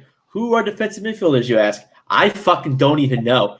We have players that can play in more. It's Lucas Torreira. That's what he was brought in for. And all of a sudden, my point is, we have so many players on this roster that if I gave you a name, you can't be like, oh, this is the only position he plays. This is where he's best. We don't. We have so many people on our roster, like Saka. He's been playing right wing for us for fucking how many games? He's on the left wing. Fucking put him on the left wing. Or yeah, I know he can play left back. We have so many players that can do so many things. We need to see it in a way. People are like, oh, we like this. It's, you know, James Milner. Like everyone compares Ainsley Maitland-Niles to James Milner. It's like, yeah, that's fucking great, but at some point you need to nail down these players' positions. We need to. Well, I think what you're saying is it's okay to have 1 or 2 James Milners in your squad. Yeah, but 11. You can't field 11 of them. Right. You can't have 10 outfield players who are jacks of all trades. That's what we. I don't give. You can have 2. You maybe could get away with 3, but you need specialized players to put out there who have a very specific job. Lucas Torreira was brought in here to be N'Golo Kante. Be the shield in front of the back 4 or back 3 if that's what it's going to be, but it's a back 4. He's the shield in front of the back 4. He's the ball winner. Let him do that. Period. End of discussion. Stop trying to fit square pegs in round goddamn holes. These coaches may see something that we don't see because Torreira has never played that. I shouldn't say never. He hasn't played that role for us in how long? He's been playing like Emery's first season. Yeah. So like obviously these managers must see something that we don't. I don't know what it is. I paid the big bucks, but the reason I'm going to give Arteta a pass on experimenting with guys in different places is because I think he wants to know how much. Oh goddamn! What's the word? It's on the tip of my goddamn tongue. Basically, he wants to see how versatile these players are. Can you play in a different role when if you're on the pitch and I can't make a substitution? Can you play a slightly different role based on the situation in the game? So perhaps moving Torreira a bit forward or asking him to play a bit more forward is not that far-fetched an idea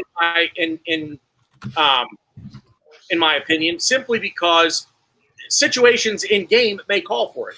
But when the game kicks off, he's a defensive midfielder. Put him there, let him do his job. You know what he should be? He should be like in a game of foosball with the rod going through his lungs. All he does is move back and forth, side to side. That's all he should be. I don't know. Obviously, I don't mean that. Sorry to ask the question. We're all behind our track right here. And everyone in the comments agrees with us. We need better players in midfield. Right now, we're not able to sustain for 95 minutes. We're getting halves of football at that here, you know. Well, I think we touched on this earlier. We're going to talk about the Nketiah red card. Stan, kick us off with that one, Stan. I don't know. I probably might be alone on this one, but it was, for me, the most disappointing part of the game. And I know that you can talk about the Vardy thing, and you can talk about VAR, you can talk about referee decisions, but I try to look at what it is that we can control. And what I really hate is individual errors. It really does get under my craw. And when I talk about individual errors, I look at players like David Luiz, Xhaka, Socrates, Mustafi, and I always feel that. I know that that's all we've got at the moment, but for example, somebody on the panel said it earlier, and I've been saying it. I'm at a stage where if we're in a game and we're 1-0 up, I'm not relaxed. Not like in the days when we had players like Tony Adams and Keown and Bold in the team, where you think, okay, we're 1-0 up, we're either going to get another goal, or you know, it's going to be like you shall not see this one out. Yeah, you know, it's not going to. But we're just ironing out all these mistakes in the defence, right? Do you know what I mean? And I hate individual errors. And we had all these clean sheets. And Eddie, he let the team down. If I was a teammate on the team that day, I would have had a word with him afterwards. And I'm sure that if we were in the days of the Tony Adams and the Bowles, he would have had a short, sharp shock when he got into the training room, so that he realised that that is a mistake that you cannot persist with. Maybe I'm sounding a little bit harsh, but it's a learning curve. And it's all right saying, "Oh, put your arm around him." He's a young kid, but I'm a little bit more of a tough love person. If you make a mistake, you've got to realise you've made the mistake, not be given a pass, so that you ensure that you know that you can't make that mistake again, and let your teammates down. Because I really feel that all 3 points were for the taking in the Leicester game. The game at the end of that first 25 minutes, job done.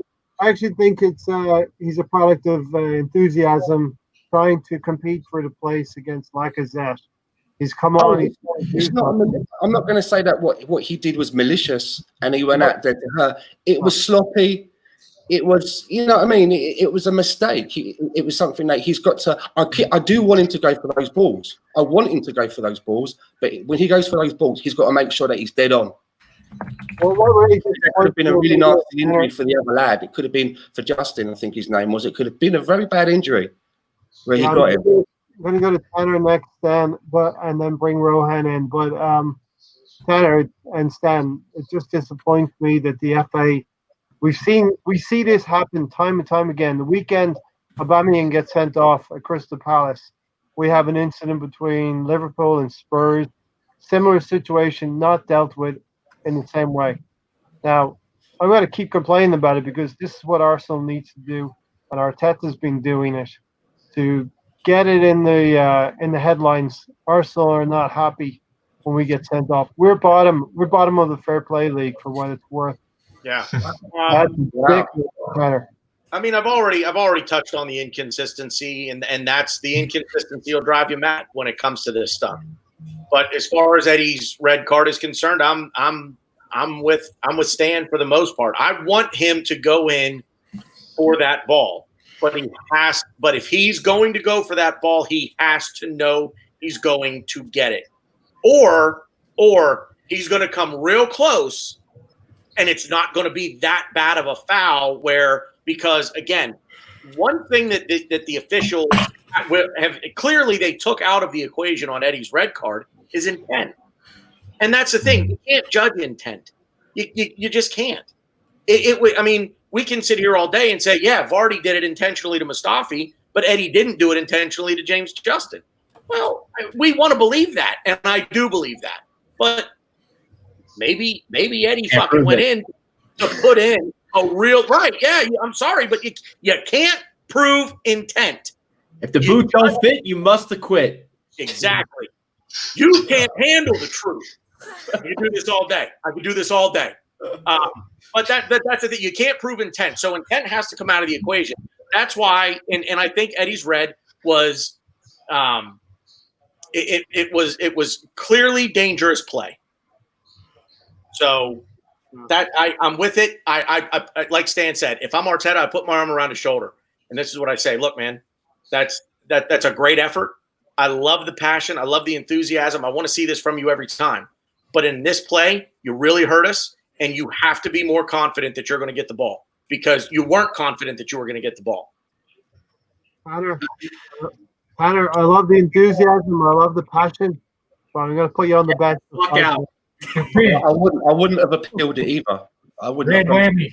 I appeal it, Stan, just because what do you have to lose by not? What do you have to lose by appealing it? It's not like they say if you appeal it and you lose, you get an extra game ban. At the end of the day, what you look like a sore loser.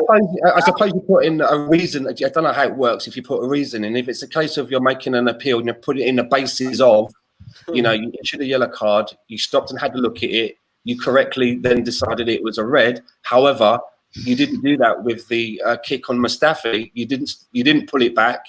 So I would maybe make an appeal with that proviso. You know what I'm saying? Yeah. And if that can be done, then absolutely. Yeah. See, two wrongs will never make a right? So there is no point in pointing towards other things that didn't go our way or other games that had poor decisions. The fact of the matter is that all games should have perfect decisions. That doesn't happen. That's the reality, but that's how it should be. For me, I think, I don't think there was intent. It was just enthusiasm. It was just a young lad trying to prove himself, trying to, go in and, make his name. And he misjudged it. And if he misjudged it, he could have done some damage. And that means that it was a red. It was a red for me. I mean, I have no complaints. He let the team down. He should have been 100% sure that he was going to win the ball. Maybe in his head, he thought that he was going to be, these things happen in a matter of microseconds, right? Like there is no time to think. If you think you're anyways going to be late. Yeah. So if you think you're beat, period. So he's a young guy and he learned from this that sometimes in the middle of the park it's okay to not go in for a challenge, or it's okay to maybe play a little defensively, because otherwise you're just going to put your team to danger, So I agree. I think you should put your arm around him, but I also think you need to kind of like a Frank Costanza. I don't know if you guys watch Seinfeld. I fucking love that show, where he fucking hits George's son in the head. Like, what are you doing? Like, yeah, like I get it, you're my kid, but you need like a super pop like forehead, just to kind of like, yo, wake up. Like, you can't be doing that shit. But I still love my kid. I got a lot of problems with you people. If anybody did take it, sorry, Ray, but if anybody did take it personally, I think Eddie would have known.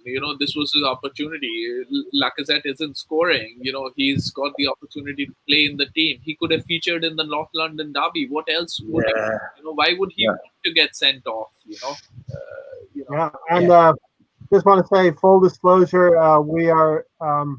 Want to tell everyone in the comment section, we are having some banter in the private chats in terms of who's getting jumped out and who's not, and we're just loading on them. So I hope everyone's enjoying the podcast so far. But Alonso, your take on the red card discussion. I mean, I'm just gonna say before you get in there that he's a young kid, and like Rohan said, he's gonna learn from this, and we have to remember as Arsenal fans, this is what the end of the season is all about. It's about Arteta trying to fine-tune what he has in the squad and make the best assessment for the window. Hopefully, we're going to have a decent window coming up. But Alonso, your take on Nketiah and the red card? So I was listening to Alan Smith and Martin Tyler on the Sky Sports stream, and I thought that like I said, that Eddie's a young kid and he's hungry and he wants to score the goals. That Lacazette isn't, and I think the challenge was kind of rash, and I think that he was too energetic when he came on the pitch, and I think he could have held off a little bit, and I think that he learned that if he's going to make an attack like that, it's got to be 50-50, not 75-25. So it's got to be something like in the middle, and I think Eddie is going to learn that, and I think the way that he needs to learn the hard way, like maybe get a yell out or maybe get someone else happening, because he's still a young kid and he's gonna be all right. I think that this is a learning tool for him. What we're talking about, I'm too busy thinking about Seinfeld. Oh, it's gone off the rails, boys. I just want to say as well, just talking on the Eddie thing. I mean, and I kind of it didn't cross my mind, but I mean, we're talking about a kid who's obviously this is his team, Arsenal. He's been all the way through the ranks, and he's got to be sitting there now thinking to himself, "Shit, there was a very good chance that I could have been in the North London derby." And give So it I mean, if you're talking about, if you're talking about learning, I'm sure that if you're going to learn anything, he's going to learn from this, because this is a big. This must be a bitter pill to swallow. He must have been he must have been chomping at the bit to get on the pitch. So there you go. Lesson learned, right? And not to we've kind of beaten this horse to death multiple times, but therein lies the difference in attitudes that Arteta is looking for. Eddie Nketiah will learn from this, and he will be kicking himself in his own ass for not playing in this match. Doozy, on the other hand, is like, you don't want me to play? Sure, fuck you, or however they say it in French. That's what he's Nerd. Yeah, that's what. And he's like, yeah, okay, whatever. I don't care. I'll walk around with my hair and smoke my cigarette. I mean, yeah, he's got to He's done something. If Eddie, even if he didn't score, if Eddie just put in the shift, did okay, whatever, you would think he was probably in line to start on Sunday. He probably would have switched it up and had Eddie start, Laca come in later. So yeah, Well, with the amount of substitutions we've got, he was definitely going to get on the pitch, right? I think Eddie starts at Tottenham. Have he not got the red card? But I don't know. What do I know? The thing with the Eddie red card is the defender is trying to protect himself from an injury. The defender twerked his knee in a way that makes it, maybe, I'm not trying to excuse what happened, maybe it makes it look more violent than it is, but the player is trying to protect himself from injury from that contact. And the referee's seen both things happen in unison, and he's taken the approach that it's a red card, But we've seen in this game alone, we've seen inconsistencies from the same referee in terms of how he uses the tools of the game. We've seen him go and we've seen him go to the sideline and look at the monitor for one incident and not done it for others. We're not bitching. We're just highlighting the issue. It is what it is. We have to live with it. Make ourselves better so that we don't have to rely on these things. There will be that odd game that you're going to lose, and I completely get the sentiment that we would have taken 4 points before if we knew it. But there are going to be times in the season when the relegation team is going to frustrate you, and there are going to be times in the season when you're going to have chances against the top of the league, and you have to take your chances at that point. That's what's frustrating. Well, Tottenham found that out today, didn't they? When they played Bournemouth, they got the hell frustrated out of them. 0 shots on target. All right, Crazy. I love it. Love to see it. Draw a line under that Leicester game. Leicester, a decent side, like I said, third in scoring, second in conceding. That's not a coincidence. They're a decent team, and to get a point against Leicester, the cold light of day, we'll take that. And but Tanner, we got to go to this North London derby and show up. We're going to preview the North London derby now. Mourinho versus Arteta in the toilet bowl. Tanner. Oh. Spaced out there for a minute. It's hell getting old, boys. Too busy staring at me. I know. It's all good. I was if you were just down a little bit. Off the rails again here. It's Tony pretty sitting in the box saying, I would have taken that. What's that, Ray? Tony sitting in the box saying, I was ready.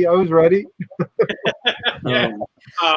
I was sitting actually in that pause. I was thinking, did he say stand? Did he say stand?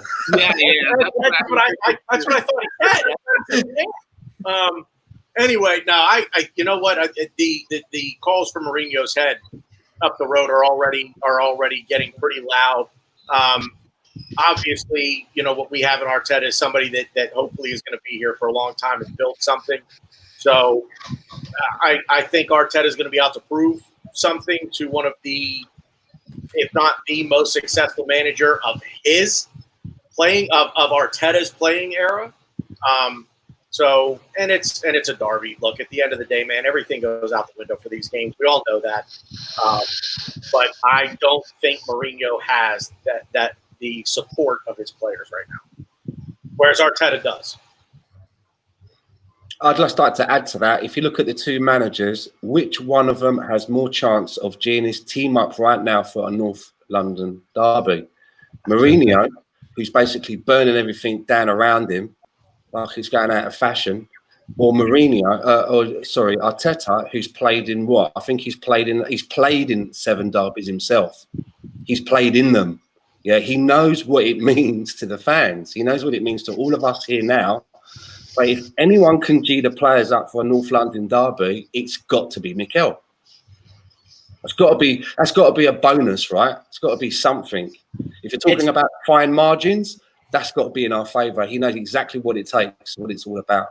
It's funny. I did say this earlier, how this is such a setup. They tied Bournemouth 0-0. We're playing well. Yeah, we tied Leicester, but it's ours for the taking. And I am nervous, but I have the caveat of saying, Arteta's our manager. He's played in 7, North London derbies. I think he's gonna get the team ready. So we're in the pit of my stomach. I'm nervous, and I tell myself it's the hope that kills you. And this is the biggest setup since the JFK assassination. But then I have Arteta. This is the game when it's all said and done. Arteta is going to look at this team and he's going to know who he can count on and who's just along for the ride to collect a paycheck. Because this is the game that you're wearing this shirt now. You're wearing this badge. You better put in a shift, because if you don't, your ass will ride the pine until the cows come home. I think this is the game he's looking at, where he's like, "You want to be on this boat? You want to be on this ship for next season?" This is the game where you prove to me that you're all in. Because if you are only 90% in, hit the fucking bricks, pal. Yeah. Because if there's one game we better win of the last 4, it's this one. I'm ready to run through a fucking wall right now. Right. I'm even willing to say that if Nicolas Pepe starts this game, I've got a feeling that we might see quite a little bit more of our £72 million worth.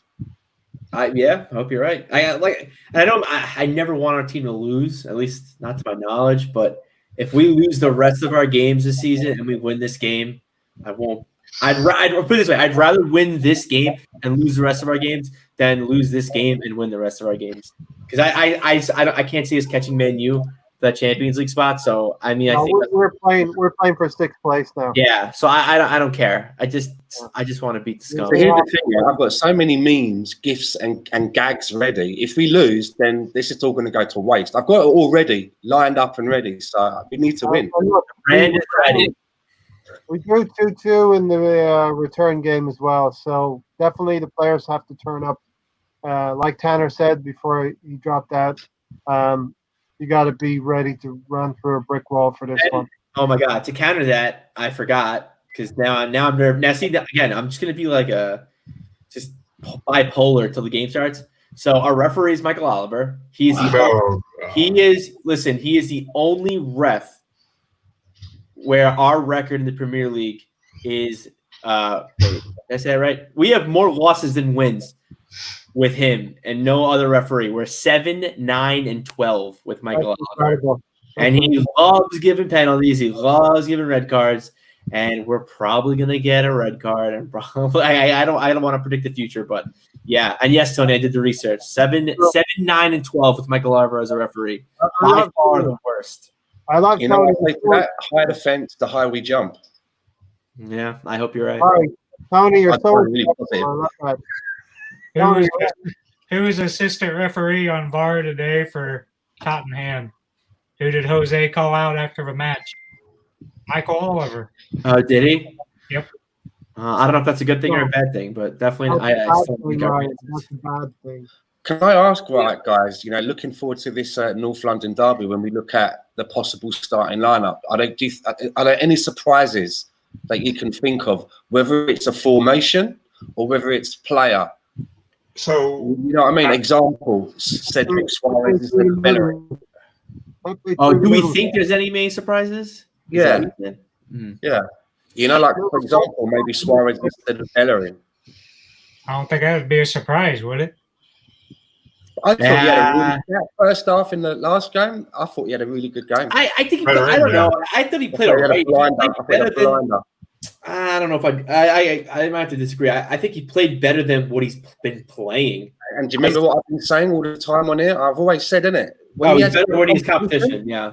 When he knows he's not the right back guy, he just raises his game. And if that first half is proof of it, he's looking at Cedric and thinking, "Oh shit," do you know what I mean? He's got to pull my socks up. I'm all for some of that, and maybe he could still do a job for us. I think this. I agree with what Tanner's saying. I think this is the game where we just don't try anything crazy. I want to put Pep. I want to try Pepe as our 9. I want him, or even Aubameyang as our striker, Saka on the left, Pepe on the right. I want to kind of mix and match. But like I said, this is the one game I want to win. I want to just stick to what Arteta knows, and then he can pull a Unai Emery out of his ass and just plug and do whatever he wants to do. The rest. You reckon still 5 at the back? What? You reckon we're going to stick with that 5 at the back still? I think so. Would you? Yeah, we'll have to go at the back with the wing backs, and I want to say Saka is such an incredible player. He's like the glue up front that Arteta can place anywhere and make a formation. And that's the thing, and that's like the argument we have is because you want to build at least your attack. You want to build your attack around Aubameyang, probably our one world class player. You know, he is world class. I don't care what anyone says. And but then again, it's like no. But we have Saka. We have this young guy. We just signed him up. He's our future. He's gonna be our world class player. So it's like, do you keep Aubameyang on the left, kind of what Ray's saying, or do you just say no? I kind of want to put Saka on the left because this is where he's gonna be. He's gonna because essentially Aubameyang almost in a way has handed him the torch. He signed an extension. Aubameyang we don't know about yet, so it is what it is. But Saka's got the torch right now. He needs to carry this team forward. Not Aubameyang. But here's the reason why I would not play a third at the back, because this is a game that Kolasinac is not going to do well in this game. So either you sub Kolasinac off and maybe you start holding, or you just, because Tierney and Saka will destroy Tottenham. That's how I feel. Yeah. But it's just a chance that Arteta's got to take. As bad as Kolasinac is, he still puts the effort in. In that Leicester game, he played quite well in the first half, nicking in, getting balls in midfield. He was part of our impetus in the first 20 minutes. I could totally see Kolasinac shouldering Son into the ground, and he dives and he gives a penalty out. But would you put Kolasinac as a defensive midfielder? No, I mean, I suppose he's from where he's been playing. He's gonna play a back 3. It's gonna be Kolasinac. Holding is not good in a back 3. It's just that's what's gonna happen. I think there's too much chaos is a bad thing for Kolasinac. And Kolasinac is a left-footed. He needs consistency, and he needs to be told what he's got to do and what he's good at, and he goes out and does it. Tony, I play Tierney as the left-sided center back and play Saka as left wing back in this game. Yeah, I know, but Tierney and Aubameyang on the left side is so good. But then again, I don't really want Aubameyang on the left side. So I don't know. Like I said, I think we could. This is why I fucking hate having 10 Millers in our team. We could literally argue to the fucking cows come home on what we think should work. Because I like what you're saying, but I also think Tierney as a left wing back he's been my man in the match probably the last 3 games. So it's like I don't want to move him from there either. So I don't know. I agree. Tierney, his crossing is also a weapon. He's good going both ways. It's out of control. Yeah, his crossing is awesome. And he's better at defending. And if he can, like what he was doing a little bit with Armand Traore, right? He shuffle him in towards the Hulk, towards Kolasinac, and then he let him sort of mop up. I wouldn't want to change that around now. It's working, right? It's working. This isn't the game to really experiment. Yeah, the easy question is, from the last game, who would you drop? He was droppable, and probably the only person is Lacazette. Considering what we've got at our disposal, right? What we have to work with, and maybe fitting in Pepe.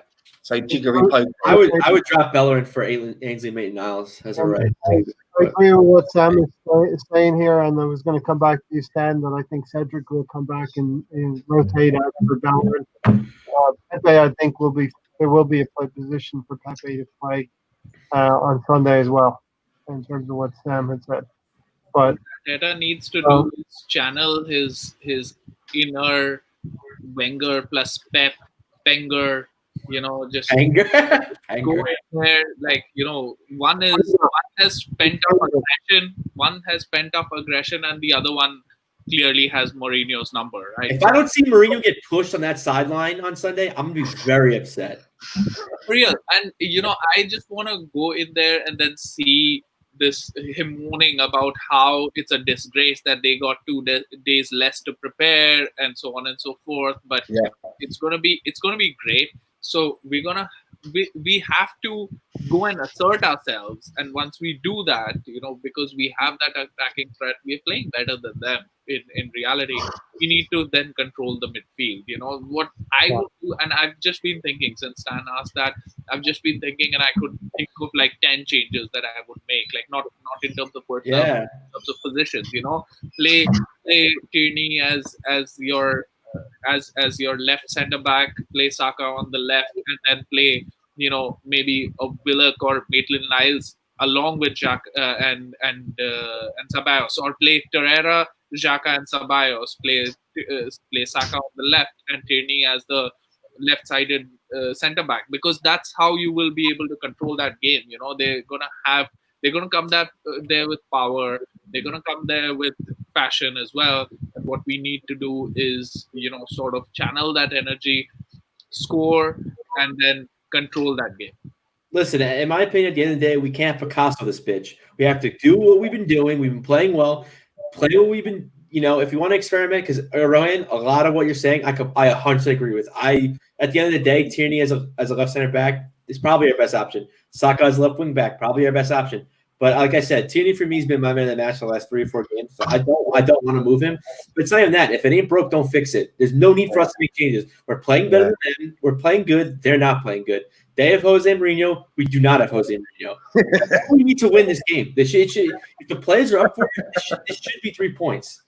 I know there's we have Michael Oliver. I know we have things going against us. We have the FA, fucking putting their nose in our asses. We don't want that, obviously. But when it comes down to it, we should. This is the one game we should not be making all these crazy changes. But like I said, Ron, I completely agree with you. I think moving forward, we need to tear it up. Let's get predictions, Ryan. You start. Oof. Predictions. Well, Kane's gonna score. He always does. I'm gonna. 2-1. Can we run 2-1? No, I'm not going to. I'll say. I feel like I always say 3-1, but I can't. I'm gonna say 2-1. I'm gonna say 2-1, but we should have put 3 on them. I think we 2-1 them, but we really outplay them. That's fucking. Alonso, prediction? I say it'll be I think it'll be 3-2 to Arsenal. 3-2 Arsenal. Rohan, prediction? 2-1 to the Arsenal. 2-1. I tend to agree with that, Rohan. Kane penalty. That's what I'm telling you. Kolasinac is gonna put Sung on the ground, and Kane is just going to have 1 goal on the penalty. That's happening. What was funny was that we were doing this watch along, right? And the game. One of the guys had the game 30 seconds ahead, right? So every time he said Mustafi, or every time Mustafi, and even though he got hurt or something, that's what we would find out. We were like, don't say those words. Yeah, you can't say Johnny. Is it Johnny? Is it Johnny? Yeah, Johnny, yeah. If you say Mustafi, then you know that bad's happened. If you say Aubameyang, you think that you scored. That's how we have assessed players now. Rohan, who's going to die for the penalty, Kane or Son? Son. Son. Okay, Tanner, prediction. I think Kane will dive, but Kane will dive. He won't get the penalty. Some will dive. He will get the penalty. So both of them. You're not going to like this. Connor, thanks for coming in, Connor. Fucking Tanner, don't you dare do this. You're not going to like this, but my prediction for Sunday is that the sun will come up There will be a game played in North London between go fuck yourself. the Arsenal I'm going to drop you out right now. and Okay. and I will probably be pretty pissed off at some point. I think I'll be pretty happy at another point. And I think right around 1:30 Eastern Standard Time, I'm going to be a pretty happy guy. I don't know what that means. Thanks for coming in, Chad. You're right. Mourinho will park the bus after 8 minutes. I'm going to say after 8 minutes.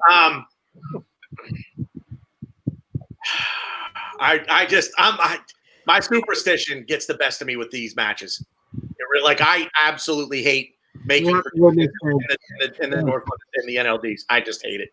Trying to win this game, and then I got to bring Tony back in.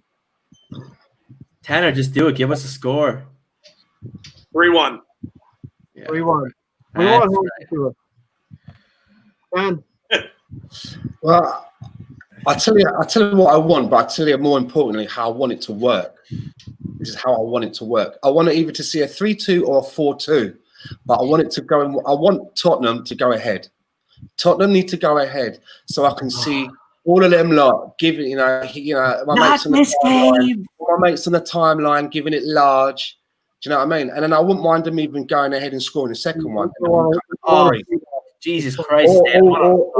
Or like where it's like a 2-2, and they've gone ahead first, and they've scored that second goal for their 2-2, and then we scored the third goal to totally just break their souls. And that last few minutes, we scored that third one, and to really crush their souls. So that's what I want, but I need them to go ahead first. And nothing. Just let's play them off the pitch. I don't want play them off the pitch. I won't be here next week. If it goes down to the final minutes and either team score in like the 87th minute and take the lead, I won't be here next week. I'll be dead. Yeah. Why go through all that? Just play them off the pitch. Let them know. That's what I want 4-0. It's it. Breaking their spirit. This is what I want. This is what I want, Ray. If I may, real quick. This is what I want in the post-game press conference. I want Mikel Arteta to be asked, "Why did you keep attacking when you were up 4-0?" And I want Mikel Arteta to say, "It's our job to score. It's their job to stop us." And when he's asked that question, I want to say, participation trophies. You're a professional. Stop me from scoring. I just want Arteta in the post match conference to be like, "We want you to stay. We want you to stay, Jose Mourinho. We want you to stay." That's what I want Arteta to do in his conference. That's what I want to do. I was saying earlier, right, that Harry Kane is the only footballer that has his own stat for how many flies he can catch per 90. Dude, I tell people, listen to him speak. They're like, he can't be that bad. I'm like, okay, I'm telling you, listen to the interview him. He spits when he talks. He spits when he talks. Harry Kane, he spits when he talks. Here's the best one though. While we're doing the songs, and my missus really hates bad football songs when they're personal. She's like, oh, they're so mean. And what they were doing at the 4-2, the last game that I was at under Emery, they were going, whoa, whoa, whoa, whoa, whoa. Harry Kane. That made me laugh. I've never heard it before. Tony, your prediction? 3-1 us. 3-1 us. Okay. All right. Tony would give me crap if we didn't go and do this section with this banner. Thanks everyone. A lot of people new in the comment section. Really, really good stuff. Thanks, Sam. The assembled. Love you, Chahat, Tony, Connor, all of those that have come into the chat section. Great viewers. Shout out to my friend Greg, who doesn't know shit about football, and he's watching it because I'm fucking gorgeous. Yeah, what we need is to beat Man City in the semi-final, go up against Chelsea in the final, so that we can have Cha there, and then we can analyze and we can all mix around in here. 2017, Chad. Sorry. You're going to do the double, but you didn't. Hey, all right. So new viewers, Tony, we were going to call it the Tonys. Tony Turner down there, we gave him a section, the man in the match for Leicester, but he went and got all fancy on us and called it the Tony Don Juan man of the match. Because the ladies don't want nothing to do with them. Oh my god! All right, Tony. Hopefully you have a man in the match on Sunday, Tony. But who was your man in the match for the Leicester game? I was going to give it to Ceballos, but our midfield's so ineffective, he doesn't get it. So we almost have to rename this the Golden Tesco bag, and Tierney gets it again. I can't argue with that. Tierney is has been Yeah, a class. Good choice. Aubameyang, the way he played in that first half, he was levels above everyone else with the Yeah. that he was doing. The way he was playing, he was unplayable. He was playing at What I love, Do you remember when everyone else said he's only played in Scotland? That's what they said. I gotta give a shout out to Mobe Gunner as well. He had been talking about Tierney a while before anyone that I know was talking about Tierney. So Mobe Gunner, shout out to you. Yeah, you can pick that up with him, Stan. Yourself. I've seen it before. Rohan, I love the mobility of Aubameyang. The way he works the channels now. It's something new that I'm seeing in his game.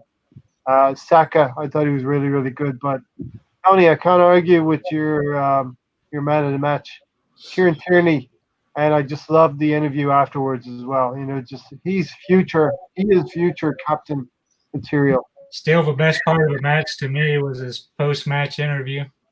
Yep. And let me tell you something I noticed on the playback. Brendan Rodgers knows all about Kieran Tierney. It's no coincidence that ball for the goal came in on the inside right channel, not from the outside.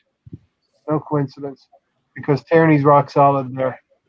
And that was the soft spot where Xhaka was right there, Tony, and Mustafi. Those are two weak links in the team. The gruesome twosome. Mustafi was just a little bit away. He played a hell of a game. And, got to give a shout out to Mustafi. He takes 2 bullets in the face. Mustard. Call him Colonel Mustard.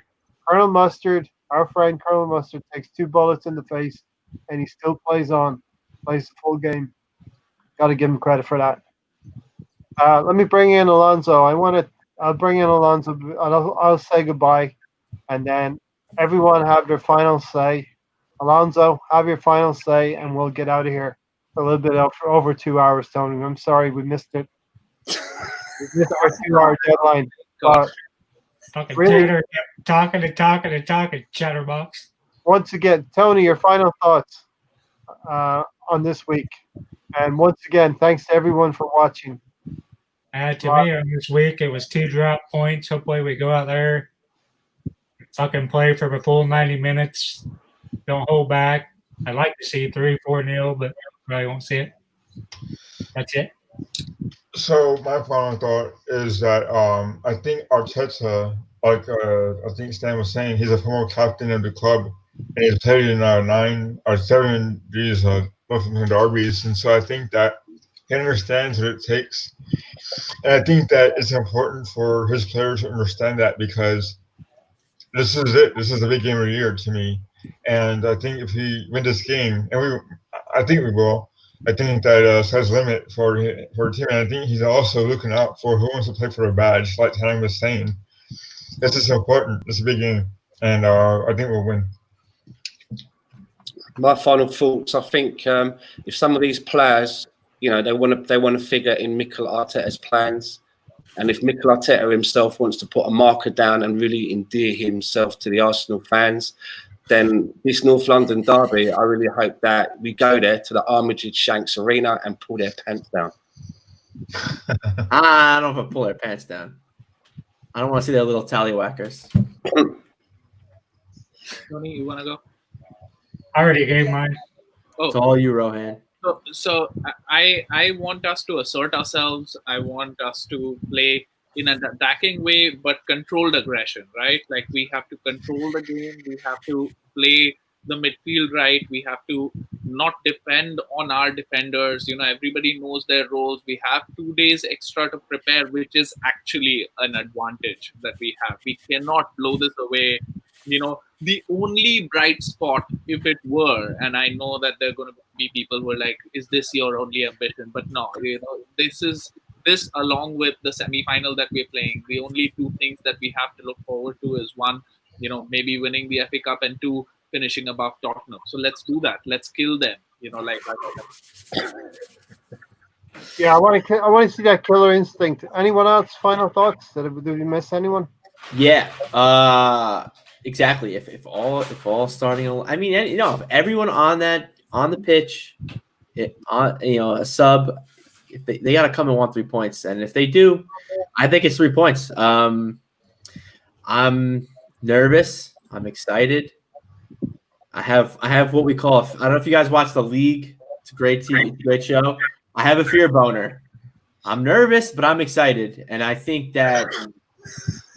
I don't know.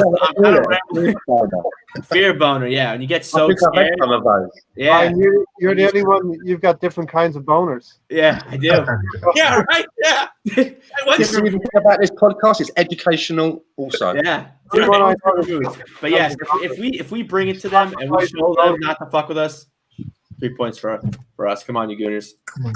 And Ryan classifies his boners. Good stuff, Ryan. Thank you. Dan, you have to. Dan, I'm always really long-winded about this. Dan, close out the show. I said my piece. Tanner didn't even talk. Brandon, man. You don't need to talk, you gimp. This is it. 3 words. 3 words. Do your job. Yeah. Come on, you Gunners. Well, I thought it was going to be we hate Tottenham. Well, we do. Wait. This is how we're going to end the show. Oh, yes. Shit. What do we think of Tottenham? Shit. What do we think of shit? Tottenham. Thank you. That's all right. All right. We hate Tottenham. We hate Tottenham. We hate Tottenham. We hate Tottenham. We hate Tottenham. We hate Tottenham. We hate the Tottenham. All right. Let's hope the team has a little bit more enthusiasm on Sunday than we had. I'm so nervous because of Michael Oliver. We have. They may burn the stadium down. Yeah, let's flush these turds down their toilet of a stadium, please. Let's go. We're playing there, right? Yeah. This is actually our first game in that stadium. It is actually, yes. Come on. They got a cheese lounge in that stadium, man. They got a cheese lounge. Mourinho versus Arteta. We're going to get out of here. We're going to have a pre-game show on Sunday. We're going to have a post-game show on Sunday, and we might have a little something extra in between. Oh, hey. No trophy cabinet, but a cheese lounge. I know what I'd rather have. Come on, you Gooners. Come on, you Gooners, up the Arsenal. And Tony did a terrible job of keeping us under 2 hours. So, out of here. Thanks for watching, everybody. Really enjoyed this one. Come on, you Gooners. It's North London Derby on Sunday. Up the Arsenal.